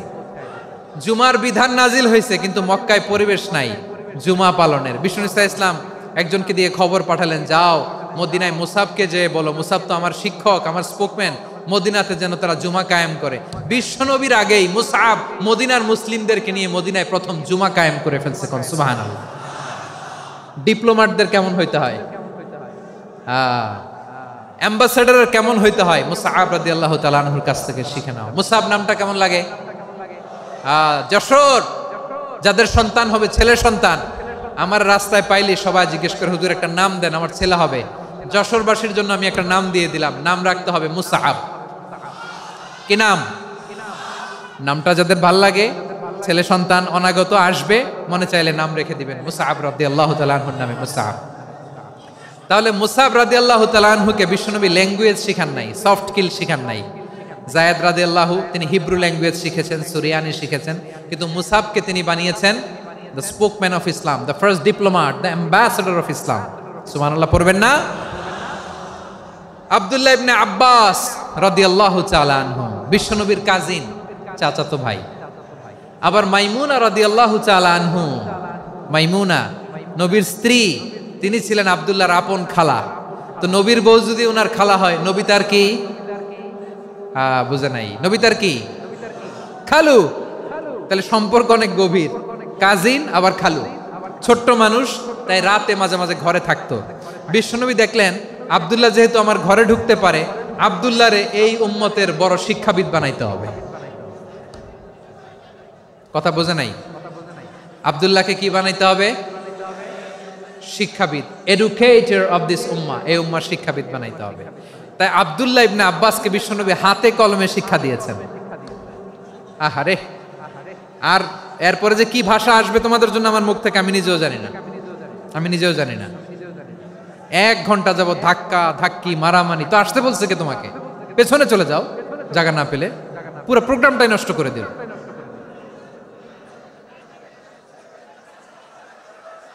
জি, আমার দিকে তাকান, আমি শেষ করে দিচ্ছি। হবে না, ইন্টেলেকচুয়াল আলোচনা এখানে হবে না, আমি বুঝতে পারছি, আমি শেষ করে দিচ্ছি। আব্দুল্লাহ ইবনে আব্বাস রাদিয়াল্লাহু তাআলা আনহু। মনোযোগ দিয়ে কয়েকটা মিনিট শুনুন, আমি এখনই শেষ করে দিচ্ছি, এরপর আওয়াজ করবে। এই যে এগুলো কি আমি বুঝলাম না। আমি বললাম না সব করা যাবে, বসে যাও, শুয়ে যাও, চলে যাও, আওয়াজ করা যাবে না। অন্যকে বসো এটাও বলার দরকার নেই, জাস্ট এদিকে তাকাও। আল্লাহ। আব্দুল্লাহ ইবনে আব্বাস রাদিয়াল্লাহু তাআলা আনহু, ওনাকে বিশ্বনবী হাতে কলমে শিক্ষা দিয়েছেন, যেহেতু উম্মতের শিক্ষাবিদ হবেন, এডুকেটর হবেন। তো বিশ্বনবী রাতে যখন তাহাজ্জুদ পড়তেন, ছোট্ট আব্দুল্লাহ ঘরে থাকতো, বুঝতে পেরেছেন? ছোট্ট মানুষ তো ঘরে থাকতো। তো বিশ্বনবী তাহাজ্জুদের জন্য একবার দাঁড়িয়েছেন, ছোট্ট আব্দুল্লাহ ওযু করে দাঁড়াইছে। আচ্ছা বলেন তো, ইমাম আর মুসল্লি মোট যদি দুইজন হয়, একজন ইমাম একজন মুসল্লি, তো মুসল্লি ইমামের কোন দিকে দাঁড়াবে? ডানে দাঁড়াবে। ছোট্ট আব্দুল্লাহ বোঝে নাই, বিশ্বনবী তাহাজ্জুদ শুরু করেছেন, উনি ইক্তেদা করছেন আর দাঁড়াইছেন বায়ে। কোথায় দাঁড়িয়েছেন? আব্দুল্লাহ বলেন, যখন আমি বায়ে দাঁড়ালাম, আখাযা রাসূলুল্লাহ সাল্লাল্লাহু আলাইহি ওয়াসাল্লাম উযুনি আল ইউমনা ইয়াফতিলুহা, বিশ্বনবী নামাজরত অবস্থায় আমার কান ধরে টেনে আমার ডান দিকে এনে দাঁড় করায় দিলেন। পড়েন সুবহানাল্লাহ। দেখেন হাতে কলমে শিক্ষা। আর জীবনে ভুল হবে? কথা কয় না, আর ভুল হবে? আর ভুল হবে না। এভাবে বিশ্বনবীর অনেক সঙ্গ পেয়েছেন, সফর করেছেন, একই বাহনে বসেছেন, এক বাহনে বসে লম্বা নাসিহত করেছেন, বলেছেন, ইয়া গোলাম ইহফাজিল্লাহ ইয়াহফাজকা, ইহফাজিল্লাহ তাজিদহু তুজাহাক, ইযা সাআলতা ফাসআলিল্লাহ ওয়া ইযা ইসতাআনতা ফাসতাইন বিল্লাহ। আল্লাহর বিধান মানো, আল্লাহর বিধান রক্ষা করো, আল্লাহ তোমায় রক্ষা করবে। আব্দুল্লাহ, চাইতে হলে আল্লাহর কাছে চাও, সাহায্য চাইতে হলে আল্লাহর কাছে সাহায্য চাও। মনে রাখো, গোটা বিশ্বের সবাই যদি তোমার সাহায্য করতে চায়, ততটুকুই করতে পারবে যতটুকু আল্লাহ তোমার নসিবে রেখেছে। গোটা বিশ্ব যদি তোমার বিরুদ্ধে ষড়যন্ত্রে দাঁড়িয়ে যায়, ক্ষতি ততটুকু করতে পারবে যতটুকু তোমার জন্য বরাদ্দ আছে, এর বাইরে কিছু করতে পারবে না। আওয়াজ করে বলেন ঠিক কিনা? এভাবে হাতে কলমে শিখিয়েছেন, বিশ্বনবীর সঙ্গ পেয়েছেন। ওনাকে বিষ্ণু ইসলাম শিক্ষাবিদ, এডুকেটর অফ দিস উম্মাহ হিসেবে সিলেক্ট করেছেন, হাতে কলমে শিখিয়েছেন। বিশ্বনবী একবার প্রকৃতির ডাকে সাড়া দিয়ে এসেছেন। এখন কি করতে হবে? নামাজের জন্য ওযু করতে হবে। বিশ্বনবী এসেই দেখেন ওযুর বদনায় পানি ভরা, খুশি হয়ে গেলেন, বললেন, কে রেখেছে পানি? একজন বলল, আব্দুল্লাহ রেখেছে। বিশ্বনবী অত্যন্ত খুশি হলেন, খুশি হয়ে একটা দোয়া করলেন, বললেন, আল্লাহুম্মা ফাক্কিহু ফিদ্দীন ওয়া আল্লিমহু তা'ওয়ীল। আল্লাহ, তুমি আব্দুল্লাহকে দ্বীনের বুঝ দিও আর কোরআনের তাফসীর শিক্ষা দিও। বিশ্বনবীর এই দোয়া এমন লাগছে, উনি রাইসুল মুফাসসিরিন, এই পৃথিবীতে যত মুফাসসির ছিল, যত মুফাসসির আসবে, সকল মুফাসসিরের সম্রাট হিসেবে স্বীকৃত হয়েছেন। আব্দুল্লাহ ইবনে আব্বাস, বিশ্বনবী ওনারে আজান শিখান নাই, বিশ্বনবী ওনারে ল্যাঙ্গুয়েজ শিখান নাই, বিশ্বনবী ওনারে অ্যাম্বাসেডর বানান নাই, হাতে কলমে শিক্ষা দিয়েছেন। ছোট্ট মানুষ, বিশ্বনবী ইন্তেকাল করলেন, আবু বকরের সময় গেল, ওমরে ফারুকের খেলাফত, তখনও তিনি তরুণ। ওমরে ফারুক রাদিয়াল্লাহু তাআলা আনহু ওনার ক্যাবিনেট মিনিস্ট্রির বৈঠকে এই আব্দুল্লাহ ইবনে আব্বাসকে পাশ দিয়ে বসায় রাখতেন। বয়স্ক সাহাবারা এটা পছন্দ করতো না, তারা বলতো, ঘটনা কি? আব্দুল্লাহর মতো ছেলে নাতি আমাদের আছে, এরা কেন রাখে ওমরে ফারুক? ওমরে ফারুক এটা টের পেলেন, তিনি বুঝতে পারলেন যে ক্যাবিনেট মেম্বাররা এটা পছন্দ করে না, ছোট্ট আব্দুল্লাহরা কেন রাখি, কেন যে রাখি, এটা একদিন বুঝাবো। একদিন মিটিংয়ে তিনি সবাইকে বললেন, ইযা জাআ নাসরুল্লাহি ওয়াল ফাতহ। এই আয়াত দ্বারা উদ্দেশ্য কি বলেন তো মুরব্বী সাহাবীরা? এক সাহাবী বলেন, এই সূরা দ্বারা উদ্দেশ্য, আল্লাহ বলেছেন আমাদেরকে বিভিন্ন ল্যান্ড, বিভিন্ন এলাকা বিজয় করতে হবে। ওমরে ফারুক বললেন, না, হয়নি। আরেকজন বললেন, বিজয় হওয়ার পর আমাদের বেশি বেশি আল্লাহর বরত্বের ঘোষণা দিতে হবে, এটা উদ্দেশ্য। ওমরে ফারুক বললেন, না, হয় নাই। যারা জিজ্ঞেস করেন কেউ পারে না। সব শেষে বিশ্বনবী ছোট্ট আব্দুল্লাহরে বলেন, আব্দুল্লাহ, ইদা জাআ নাসরুল্লাহি ওয়াল ফাতহ, এর দ্বারা উদ্দেশ্য কি বলো তো? ছোট্ট আব্দুল্লাহ বলেন, হুয়া আজালু রাসূলিল্লাহ। এই আয়াত দ্বারা বিশ্বনবীর বিদায়কে উদ্দেশ্য নেওয়া হয়েছে। ওমরে ফারুক বললেন, হাযা হুয়া, এটাই তো সঠিক উত্তর, এটাই সঠিক তাফসীর এই আয়াতের। কারণ ইদা জাআ নাসরুল্লাহি ওয়াল ফাতহ, যখন আল্লাহর সাহায্য আর বিজয় আসবে, ওয়া রাআইতান নাসা ইয়াদখুলুনা ফি দীনিল্লাহি আফওয়াজা, আপনি দেখবেন দলে দলে, ঢলে ঢলে, বানের পানির মতো মানুষ ইসলামের দিকে ঢুকতেছে, ইসলামের বিজয় হয়েছে। তো ইসলামের বিজয়ের মিশন নিয়ে নবী আসছে, বিজয়ী যখন হয়ে গেছে, এখন তো নবীর বিদায় হবে। জোরে বলেন ঠিক কিনা? কোন সাহাবী এই সূক্ষ্ম কথাটা ধরতে পারে নাই, ওই আব্দুল্লাহ ছাড়া। আব্দুল্লাহ যখন উত্তর দিছে সব সাহাবীদের টনক নড়েছে। এরপর থেকে কোনো ক্যাবিনেট মিটিং এ আর কোনো সাহাবারা কোনো প্রশ্ন করে নাই, আওয়াজ করে পড়েন সুবহানাল্লাহ। বিশ্বনবী আব্দুল্লাহ ইবনে আব্বাসকে দ্য এডুকেটর অফ দ্য উম্মাহ, উম্মার শিক্ষাবিদ হিসেবে গ্রহণ করেছেন। আওয়াজ করে পড়তে হবে আল্লাহু আকবার। সাহাবীদের নামগুলো মনে থাকবে? 1 নম্বরে আবু মাহজুরা, মুয়াজ্জিন বানাইছেন। যায়েদ ইবনে সাবিত, দোভাষী, ট্রান্সলেটর অফ প্রফেট, এবং তিনি ছিলেন বিশ্বনবীর ব্যক্তিগত সচিব। মুসআব ইবনে উমাইর, the first ambassador and diplomat of Islam. আব্দুল্লাহ ইবনে আব্বাস, এই উম্মার সবচেয়ে বড় এডুকেটর, শিক্ষাবিদ। আরেকজন ছিল আব্দুল্লাহ ইবনে মাসউদ রাদিয়াল্লাহু তাআলা। 2 আব্দুল্লাহ, আব্বাস গেল, আরেকজন হচ্ছে মাসউদ। মক্কার তরুণ, ছাগল পালতো মুশরিকের বিশ্বনবী আর আবু বকর রাদিয়াল্লাহু তাআলা আনহু একবার গেলেন, যে দেখে এই তরুণ দাঁড়ায় আছে। বিশ্বনবী বলেন, আমি খুব ক্ষুধার্ত, তোমার কাছে কি দুধ আছে ছাগলের? আব্দুল্লাহ ইবনে মাসউদ বলে, আছে। ওয়ালাকিন আনা মুতামান, কিন্তু যে দুধ আছে এটা আমানতের, আমি দিতে পারবো না। বিশ্বনবী এইটা শুনেই তার টার্গেট করে ফেলছে। আনা মুতামান, দুধ আছে কিন্তু এটা আমার মালিকের, আমি তো দরদ দেখাই, আমার মালিকের দুধ আপনি পথিক, আপনারে দিতে পারি না। বিশ্বনবী টার্গেট করে ফেলছেন, এরে আমার কাজে লাগাইতে হবে। বিশ্বনবী বললেন, আচ্ছা ঠিক আছে, দুধ দিও না, কিন্তু এমন ছাগি আছে কিনা যেই ছাগির সাথে কোনো ছাগলের মিলন হয় নাই, তার ওলানে দুধও আসে নাই, বাচ্চাও নাই, এরকম ছাগির থেকে যদি আমি দুধ খাই তাহলে তো সমস্যা নাই। বলতেছে, এরকম ছাগির থেকে দুধ খাইলে সমস্যা নাই, কারণ এরকম ছাগির ওলান থেকে দুধ আসবেও না। বলতেছে, ঠিক আছে, এরকম একটা ছাগি নিয়ে আসা হলো। বিশ্বনবী বিসমিল্লাহ বলে ওই ছাগির ওলানে হাত দিলেন। হাত দিতে দেরি, পুরো ওলানটা দুধে ভরে যেতে দেরি হয় না। বিশ্বনবী আর আবু বকর রাদিয়াল্লাহু তাআলা আনহু দহন করে পেট ভরে খেলেন। এই দৃশ্য আব্দুল্লাহ ইবনে মাসউদের হৃদয়ে দাগ কাটলো। এই মুজিজা দেখে তিনি বললেন, আশহাদু আল্লা ইলাহা ইল্লাল্লাহ ওয়া আশহাদু আন্না মুহাম্মাদুর রাসূলুল্লাহ। তিনি ষষ্ঠ মুসলিম ছিলেন, 6 নম্বর মুসলমান। ওনাকে টার্গেট করে বিশ্বনবী দেখলেন এমন ইন্টেলেকচুয়াল ব্রেন, উনি সূক্ষ্ম সূক্ষ্ম জিনিস বুঝে বেশি, ফিকহি জ্ঞান ওনার মধ্যে বেশি। বিশ্বনবী ওনাকে কোরআনের জ্ঞান শিক্ষা দিতে লাগলেন। উনি বিশ্বনবী সবার কাছে কোরআন শোনায়, কিন্তু বিশ্বনবী নিজে আব্দুল্লাহ ইবনে মাসউদের কাছ থেকে কোরআন শুনতো। বিশ্বনবী একবার বললেন, ইকরা আলাইয়া ইয়া মাসউদ। ইবনে মাসউদ, একবার শোনাও তো কোরআন দেখি। আব্দুল্লাহ ইবনে মাসউদ বলে, আকরাউ আলাইকা ওয়া আলাইকা উনজিল। নবী, আপনার উপর কোরআন নাজিল হয় আর আমি আপনার সামনে কোরআন পড়ব। বিশ্বনবী বললেন, ইন্নী উহিব্বু আন আসমাআহু মিন গায়রি। আমি নিজে পড়তে যেমনি ভালোবাসি, অন্যে পড়ুক আমি শুনবো, এটাও আমি ভালোবাসি। সূরা নিসা তিনি তেলাওয়াত করে শুনিয়েছেন। এমন সূক্ষ্ম সূক্ষ্ম বিষয় বিশ্বনবী উনাকে ধরিয়ে দিয়েছেন। উনি হয়ে গিয়েছেন, আব্দুল্লাহ ইবনে আব্বাস হয়েছেন রাইসুল মুফাসসিরিন, উনি হয়ে গিয়েছেন ফাকিহুল উম্মাহ। ওনার চাইতে বড় ফকি এই পৃথিবী আর দেখবে না। চিল্লায় বলেন সুবহানাল্লাহ। উনি বলতেন, ওয়াল্লাহি ওয়াল্লাহি ইল্লাযী লা ইলাহা গায়রু মা উনজিলাত সূরাতুন ইল্লা ওয়া আনা আ'লামু আইনা উনজিলাত ওয়া ফীমা উনজিলাত। বিশ্বনবী এমন ভাবে কোরআনের দার্স আমাকে দিয়েছেন, কোরআনে যত সূরা নাজিল হয়েছে, যেখানে নাজিল হোক না কেন আমি জানি এটা কোথায় নাজিল হয়েছে এবং কোন প্রেক্ষাপটে নাজিল হয়েছে। এমন একটা সূরা নাই যে সূরার কোথায় নাজিল হয়েছে আমি মাসুদের জানা নাই, কোন প্রেক্ষাপটে নাজিল হয়েছে আমার জানা নাই। এরকম ঘটবে না। চিল্লায় বলেন আল্লাহু আকবার। এই আব্দুল্লাহ ইবনে মাসউদ রাদিয়াল্লাহু তাআলা আনহু ওমর ফারুকের সময় কুফার চিফ জাস্টিস ছিলেন। কুফা নগরীর চিফ জাস্টিস। চিফ জাস্টিস বুঝেন নাই? বিচারপতি। কি ছিলেন? সবাই বলে নাই, কি ছিলেন? বিচারপতি ছিলেন। এবং ওনার যে ফিকহি জ্ঞানের ধারা, এটাই আলকামা, ইব্রাহিম আন-নাখাই, হাম্মাদ ইবনে সুলাইমান হয়ে ইমাম আবু হানিফা পর্যন্ত পৌঁছেছে। এবং ওনার ফিকহি জ্ঞানের ধারাই হানাফি মাযহাবে অ্যাকসেপ্ট হয়েছে। আজও এগুলো হানাফি মাযহাবে চর্চিত হয়। হানাফি মাযহাবের সব ফিক আব্দুল্লাহ ইবনে মাসউদের ফিকহি জ্ঞানের ধারা থেকে নেওয়া হয়েছে। চিল্লায় পড়েন সুবহানাল্লাহ। তাহলে উনাকে বিশ্বনবী বানিয়েছেন জুরিস্ট, আইনবিদ, ফকিহ। উনারে আজান শিখান নাই।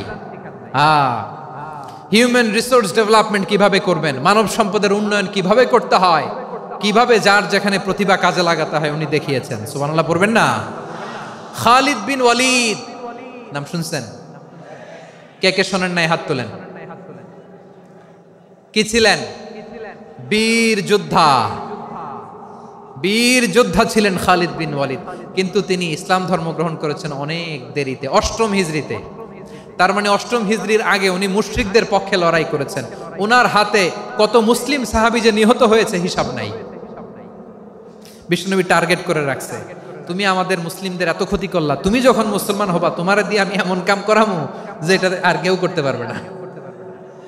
সুবহানাল্লাহ নাই। যশোর ক্লান্ত হয়ে গেছে।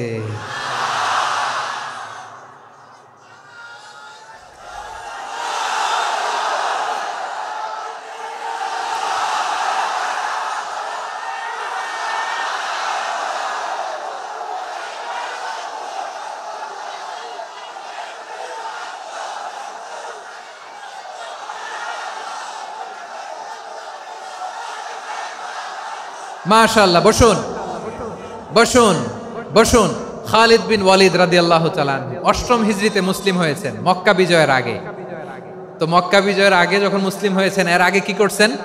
কাফিরদের সাথে যুদ্ধ করেছেন। উনি উহুদের যুদ্ধে মুসলমানদের যে পরাজয় ভাব, কঠিন পরিস্থিতির মুখোমুখি উনার কারণে পিছন থেকে এমন আতর্কিত আক্রমণ করেছেন, মুসলমানদেরকে কচুকাটা করেছেন। 8ম হিজরিতে আল্লাহ তাআলা হেদায়েতের নূর দিয়ে ওনার হৃদয়টাকে উজালা করে দিলেন। লা ইলাহা, এটা এমন বাণী যার হৃদয়ে একবার টাচ খাবে, এইটা থেকে সে আর পালিয়ে বেড়াতে পারে। ঝিনুকের ভেতর লুকিয়ে থাকে যেমন মতি, ঝিনুকের ভেতর লুকিয়ে থাকে যেমন মতি, কলমা শাহাদাতে আছে আল্লাহর জ্যোতি, কলমা শাহাদাতে আছে আল্লাহর জ্যোতি। ঠিক কিনা বলেন? মক্কা বিজয়ের আগে মুসলিম হলেন, হওয়ার পরেই বিশ্বনবীর টার্গেট ফুলফিল হলো। ওই যে টার্গেট করে রেখেছেন আর দোয়া করেছেন, খালিদ বিন ওয়ালিদ যদি মুসলিম হয় তাকে আমি মিলিটারি চিফ বানাবো। ওনাকে আজান শিখান নাই, ওনারে কান ধইরা নামাজের এই মাথা থেকে ওই মাথা আনান নাই, ফিকহি কোরআনের সূক্ষ্ম তাফসীর ওনারে শিখান নাই, অ্যাম্বাসেডর বানান নাই। বিষ্ণু ইসলাম উনাকে সামরিক অভিযানে প্রেরণ করেছেন। সামরিক অভিযানে তিনি প্রেরণ করেছেন। উনার জীবদ্দশায় উনার নেতৃত্বে যতগুলো যুদ্ধ হয়েছে, একটা যুদ্ধেও তিনি পরাজয় বরণ করেন নাই। ওমরে ফারুকের সময়কালে তিনি চিফ অফ মুসলিম মিলিটারি, মানে মুসলিম সেনাপতি হয়েছেন। যশোর আওয়াজ করো, ঠিক কিনা বলো? সেনাপতি, মুসলিম সেনাপতি। তাহলে কিভাবে হিউম্যান রিসোর্স ব্যবহার করতে হয় গোটা বিশ্ব আমার নবীর কাছ থেকে শিখে নাও। খালিদ বিন ওয়ালিদ, ওনাকে বিশ্বনবী একটা উপাধি দিয়েছেন। উপাধিটা হচ্ছে সাইফুল্লাহিল মাসলুল, আল্লাহর নাঙ্গা তরবারি, আল্লাহর খোলা তরবারি, দ্য ওপেন সোর্ড অফ আল্লাহ। খালিদ বিন ওয়ালিদ মুসলিম সেনাপতি। হাসান বিন সাবেত নাম শুনছেন? দেখি উনি কি ছিল বলেন। রাসূলের সভা কবি, কালচারাল হিজিমনিকে ডিফিট করার জন্য উনি ভালো অস্ত্র চালানো জানতেন না, ওই কাজে উনি যেতেন না। ওনার ছিল কাব্য প্রতিভা।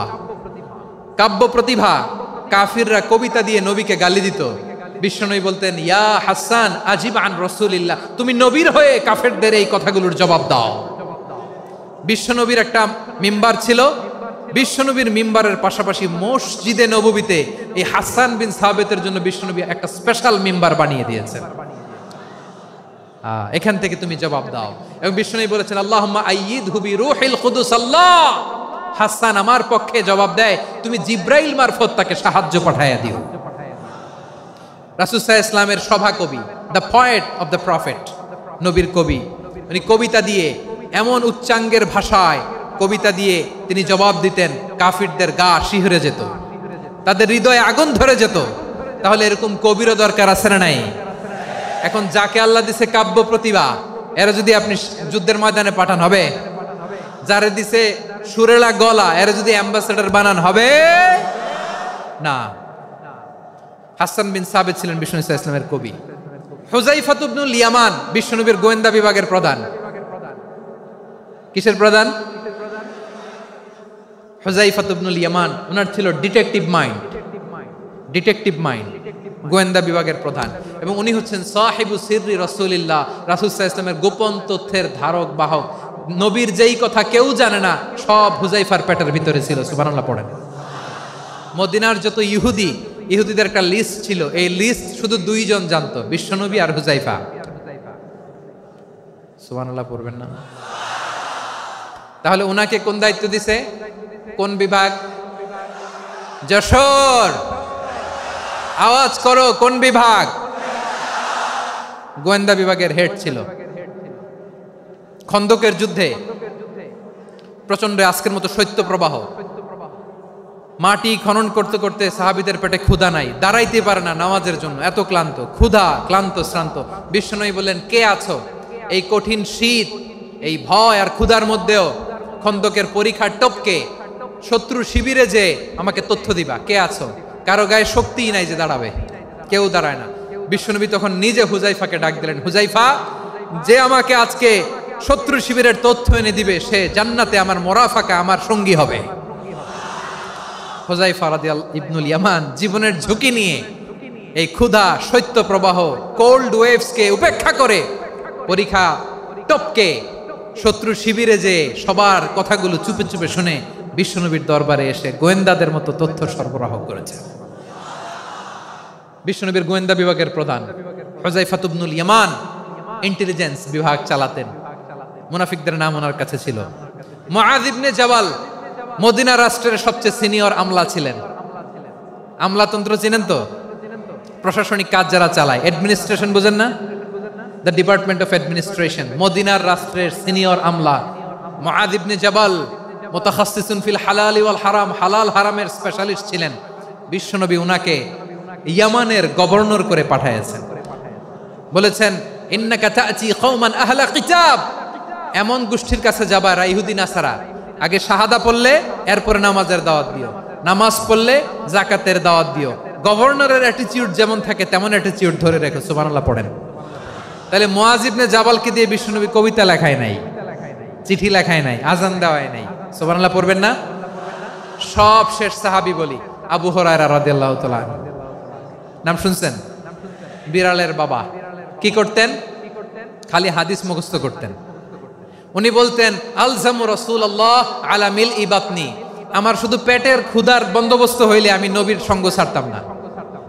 আমার আনসার সাহাবারা ক্ষেত খামারের কাজ করতো, আমার মুহাজির সাহাবারা ব্যবসা করতো, আর আমি নবীর সাথে সাথে থাকতাম। শুধু সকাল বিকাল দুই বেলা যদি আমার খাবারের বন্দোবস্ত হয় আমি আর নবীর লক ছাড়ি না। সুবহানাল্লাহ কইবেন না? 5374টা হাদিস তিনি বর্ণনা করেছেন। সবচেয়ে বেশি হাদিস বর্ণনাকারী সাহাবী। হাদিস প্রিজার্ভেশনের কাজে বিশ্বনবী ওনাকে কাজে লাগিয়েছেন। উনি একদিন বলেন, ইয়া রাসূলুল্লাহ আসমাউ মিনকা কাসীরান ফালা আহফাজু, নবী অনেক কথা শুনি আমার মনে থাকে না। বিষ্ণু বললেন, তাই? উবসুত রিদাক, তোমার চাদরটা বিছাও। আবু হুরায়রা বিছালেন, বিশ্বনবী হাত বুলায় দিলেন, এরপরে অনেক হাদিস বর্ণনা করলেন। আবু হুরায়রা বলে, তারপর থেকে বিশ্বনবী যাই বর্ণনা করে আমি শুনি আর একটাও ভুলি না। এখন সুবহানাল্লাহ। বিশ্বনবী ওনাকে হাদিস প্রিজার্ভেশন, নবীর এই যে লক্ষ্য হাদিস প্রিজার্ভেশনের এই দায়িত্ব দিয়েছেন সাইয়েদনা আবু হুরায়রা রাদিয়াল্লাহু তাআলা আনহুকে। প্রিয় ভাইরা, তাহলে 10 জন সাহাবীর কথা যে বললাম, আপনারা কি খেয়াল করেছেন কত বড় ট্যালেন্ট হান্টার, চৌকস ট্যালেন্ট হান্টার ছিল আমার নবী। এক একজনের এক এক ট্যালেন্ট, এক এক কাজে অ্যাসাইন করেছেন, এক একজনকে এক এক দায়িত্ব দিয়েছেন, এক একজনের প্রতিভাকে এক একভাবে বিকশিত হওয়ার সুযোগ দিয়েছেন। আওয়াজ করে বলেন ঠিক কি না? এখন আমার পর্দার আড়ালে আমার মায়েরা বলবে, এতগুলো পুরুষ সাহাবীর কথা বললো, নারী সাহাবীরা কি কিছু করে নাই? হ্যাঁ, একজন নারী সাহাবীর কথা বলে মোনাজাত হবে, দোয়া ছাড়া কেউ যাব না। রুফাইদা আল আসলামিয়া রাদিয়াল্লাহু তাআলা আনহা, ওনার বাবার নাম সাআদ আল আসলামি। বিশ্বনবী কি খেয়াল করলেন দেখেন, সাআদ ছিল মদিনার বড় ডাক্তার। এই নারী সাহাবী রুফাইদা বাবার কাছ থেকে চিকিৎসা বিদ্যা শিখেছেন। যখন শিখছে বিশ্বনবী দেখলেন, আমার তো প্রতি সপ্তাহে সপ্তাহে যুদ্ধে আহত সাহাবীদের সেবা দিবে কে? বিশ্বনবী রুফাইদাকে বললেন, রুফাইদা তুমি মসজিদে নববীর পাশে একটা মেডিকেল ক্যাম্প করো। এই যে সাকিনা আদ্দিন মেডিকেলের আমার ছাত্রী বন্ধুরা শুনে রাখো, তোমাদের আইকন হচ্ছে এই রুফাইদা আল আসলামিয়া। বিশ্বনবীর ডিরেকশন অনুযায়ী তিনি মসজিদে নববীর পাশে একটা মেডিকেল ক্যাম্প করলেন এবং আহত সাহাবাদের চিকিৎসা উনি ওনার টিম নিয়ে দিতেন। বিশ্বনবীর পরামর্শে উনি আনসারি এবং মুহাজির মহিলা সাহাবীদেরকে নিয়ে একটা স্পেশাল মেডিকেল টিম গঠন করলেন। খায়বার যুদ্ধে 7ম হিজরিতে যখন বিশ্বনবী যায়, উনি ওনার টিম নিয়ে আসলেন, বললেন, ইয়া রাসূলুল্লাহ, আমরা তো তলোয়ার চালাতে পারি না, আমরা তো তীর মারতে পারি না, আপনি যদি অনুমতি দেন খায়বার অভিযানে আমি আমার টিম নিয়ে মেডিকেল টিমের সেবাটা সার্ভিসটা দিতে চাই। পড়েন সুবহানাল্লাহ। বিশ্বনবী অনুমতি দিলেন। যোদ্ধা সাহাবীদের সাথে রুফাইদা আল আসলামিয়া উনিও মেডিকেল টিম নিয়ে অগ্রসর হলেন। খায়বারের প্রতিটা আহত ইনজুর্ড সাহাবী যারা ইনজুরির শিকার হয়েছেন সবাই রুফাইদা আল আসলামিয়ার এই মেডিকেল ক্যাম্প থেকে চিকিৎসা সহায়তা পেয়েছেন। সুবহানাল্লাহ পড়েন। দেখেন কিভাবে বিশ্বনবী ট্যালেন্ট বাছাই করতেন। আপনি অবাক হবেন, বাহরাইনের মেডিকেল ইউনিভার্সিটিতে রুফাইদা আল আসলামিয়া মেডিকেল প্রাইজ অ্যাওয়ার্ড প্রতি বছর দেয়া হয়। যদি 8 দিনের এই মেডিকেল আমার বোনেরা যদি জেনে থাকো জানো, না হলে নতুন করে জানো, সার্চ দিও রুফাইদা আল আসলামিয়া মেডিকেল অ্যাওয়ার্ড বাহরাইনের ইউনিভার্সিটিতে দেওয়া হয়। প্রিয় ভাইয়েরা, তাহলে আলোচনার সামারি আমরা করি। বিশ্বনবী যার যেখানে ট্যালেন্ট তাকে ওইখানে কাজে লাগাতেন। আওয়াজ করে বলেন ঠিক কিনা? এবার একটা ইন্টারভিউ হবে, আওয়াজ করে বলেন, আবু মাহজুরাকে বিশ্বনবী কি বানাইছেন? হ্যাঁ, ভুলে গেছেন? সামনের চুলে হাত দিয়ে বিশ্বনবী কি সুন্দর গলায় আজান শিখালেন। মুয়াজ্জিন। যায়েদ বিন সাবিতকে একাডেমিক প্রজেক্টের দায়িত্ব দিয়েছেন, তিনি ছিলেন বিশ্বনবীর দোভাষী ব্যক্তিগত সচিব। মুসআব ইবনে Umair, the first ambassador of Islam. Abdullah ইবনে আব্বাস, উম্মার বড় শিক্ষাবিদ মুফাসসির। আব্দুল্লাহ ইবনে মাসউদ, আব্দুল্লাহ ইবনে মাসউদ ছিলেন জুরিস্ট। কি ছিলেন? জুরিস্ট ছিলেন, এই উম্মার সবচেয়ে বড় জুরিস্ট। খালিদ বিন ওয়ালিদ, সেনাপ্রধান। হাসান বিন সাবিত, হাসান বিন সাবিত ছিলেন বিশ্বনবীর সভাকবি। কি ছিলেন? বিশ্বনবীর সভাকবি ছিলেন। এরপরে হুযায়ফা ইবনুল ইয়ামান কি ছিলেন? গোয়েন্দা বিভাগের প্রধান। মুআয ইবনে জাবাল কি ছিলেন? সিনিয়র আমলা, ইয়ামানের গভর্নর। আবু হুরায়রা রাদিয়াল্লাহু তাআলা আনহু হাদিস প্রিজার্ভেশনের কাজ করেছেন। আর আমাদের রুফাইদা আল আসলামিয়া রাদিয়াল্লাহু তাআলা আনহা কি ছিলেন? নার্স ছিলেন। নার্স হয়ে মেডিকেল সেবা দিয়েছেন। প্রিয় ভাইয়েরা, পুরো আলোচনার যদি সামারি করি তাহলে বিশ্বনবী যেভাবে হিউম্যান রিসোর্সকে ম্যানেজ করেছেন, যার যেখানে প্রতিভা কাজে লাগিয়েছেন, আমরাও যদি করি আমাদের বাংলাদেশের চিত্র আমরা পাল্টে যেতে পারবো। আমরা শুরুতে শুনেছি মানুষের আছে অসীম সম্ভাবনা, প্রতিটা মানুষ অনন্য, যত্ন নিলে, যথাযথ পরিচর্যা করলে মানুষ বিশ্ব জয় করতে পারে। ঠিক কিনা? আমাদের হাফেজে কোরআনের সামনে দাঁড়াতে পারে এমন কোনো হাফেজে কোরআন আল্লাহর জমিনে জন্ম হয় নাই। গোটা বিশ্ব কাঁপিয়ে তারা সেরা। আমাদের ক্রিকেটাররা সেরা, আমাদের তৈরি পোশাক শিল্প সেরা। এরকম অনেক অনেক সেরা জিনিস আছে, আমরা এগুলোরে নার্চারিং করতে পারি নাই, পরিচর্যা করতে পারি নাই, সঠিক তারবিয়াতের অভাব। তাহলে মানুষের অসীম সম্ভাবনাকে কাজে লাগাতে হবে। ঠিক কিনা বলেন? ইউনুস গভর্নমেন্টকে আমি বলবো, অল্প সময়ের জন্য আপনারা এসেছেন, সংস্কারও করতে হবে, আবার নির্বাচনও করতে হবে। সব সংস্কার হতে করতে পারবেন না, যতটুকু পারবেন এর মধ্যে আমাদের যে হিউজ ম্যান পাওয়ার, আমাদের যে মানব সম্পদ, হিউম্যান রিসোর্স, এটাকে ডেভেলপ করে আপনাদের যেতে হবে। যেটা পারবেন না সেটাকে পরবর্তী নির্বাচিত গভর্নমেন্টের কাছে রেখে যেতে হবে, যে তারা যেন করে, তাদের কাছে আপনারা এটা রেখে যাবেন। তাহলে মানুষ চাইলে বিশ্ব জয় করতে পারে। আর মানুষকে হারাতে পারে কেউ? জোরে বলো যশোর, মানুষকে হারাতে পারে কেউ? আল্লাহ আমাদেরকে জনসংখ্যা দিয়েছেন প্রিয় ভাইয়েরা। এই জনসংখ্যা অনেক বড় সম্পদ, এটা আমাদের জন্য অভিশাপ নয়, আশীর্বাদ। আমাদের জনসংখ্যাকে যদি আমরা জনশক্তিতে রূপান্তর করতে পারি, আজকে বাংলাদেশ যে অবস্থানে দাঁড়িয়ে আছে, বাংলাদেশ তার 20 গুণ উন্নতির শিখরে চলে যাবে। চিল্লায় বলো ঠিক কিনা? আমাদের শ্রমিক ভাইয়েরা বাইরে কাজ করে, আমাদের শ্রমজীবী ভাইয়েরা, প্রবাসীরা, তাদের ব্যাপারে গুরুত্ব দিতে হবে। আমাদের শ্রমের দাম সবচেয়ে কম, সবচেয়ে কম। তারা এম্বাসিতে গুরুত্ব পায় না, এয়ারপোর্টে গুরুত্ব পায় না। এই সরকার অবশ্য তাদেরকে অনেক গুরুত্ব দিচ্ছে। আমাদের অদক্ষ শ্রমিককে যখন আমরা দুবাই পাঠাই, অল্প বেতন পায়, কিন্তু ইন্ডিয়ানরা দক্ষ শ্রমিক পাঠাইলে তার 3 গুণ বেতন পায়। আমরা আমাদের শ্রমিকদেরকে অদক্ষভাবে আর পাঠাতে চাই না, দক্ষ শ্রমিক পাঠিয়ে আমরা রেমিটেন্সের বন্যা বইয়ে দেব। আমাদের শ্রমিকদের পাঠানো রেমিটেন্সের টাকায় সচল থাকে আমার দেশের অর্থনীতির চাকা। তাদেরকে সবচেয়ে গুরুত্ব দিতে হবে। আমরা পেয়েছি ফ্রিডম ফাইটার, মুক্তিযোদ্ধা, আর আমার প্রবাসী ভাইরা হচ্ছে রেমিটেন্স ফাইটার। জোরে বলো ঠিক কিনা? তাহলে আমাদের এই জনশক্তিকে জনসম্পদে ট্রান্সফর্ম করতে হবে, ঠিক কিনা বলেন? সরকার জনগণকে এভাবে পলিশ করতে হবে।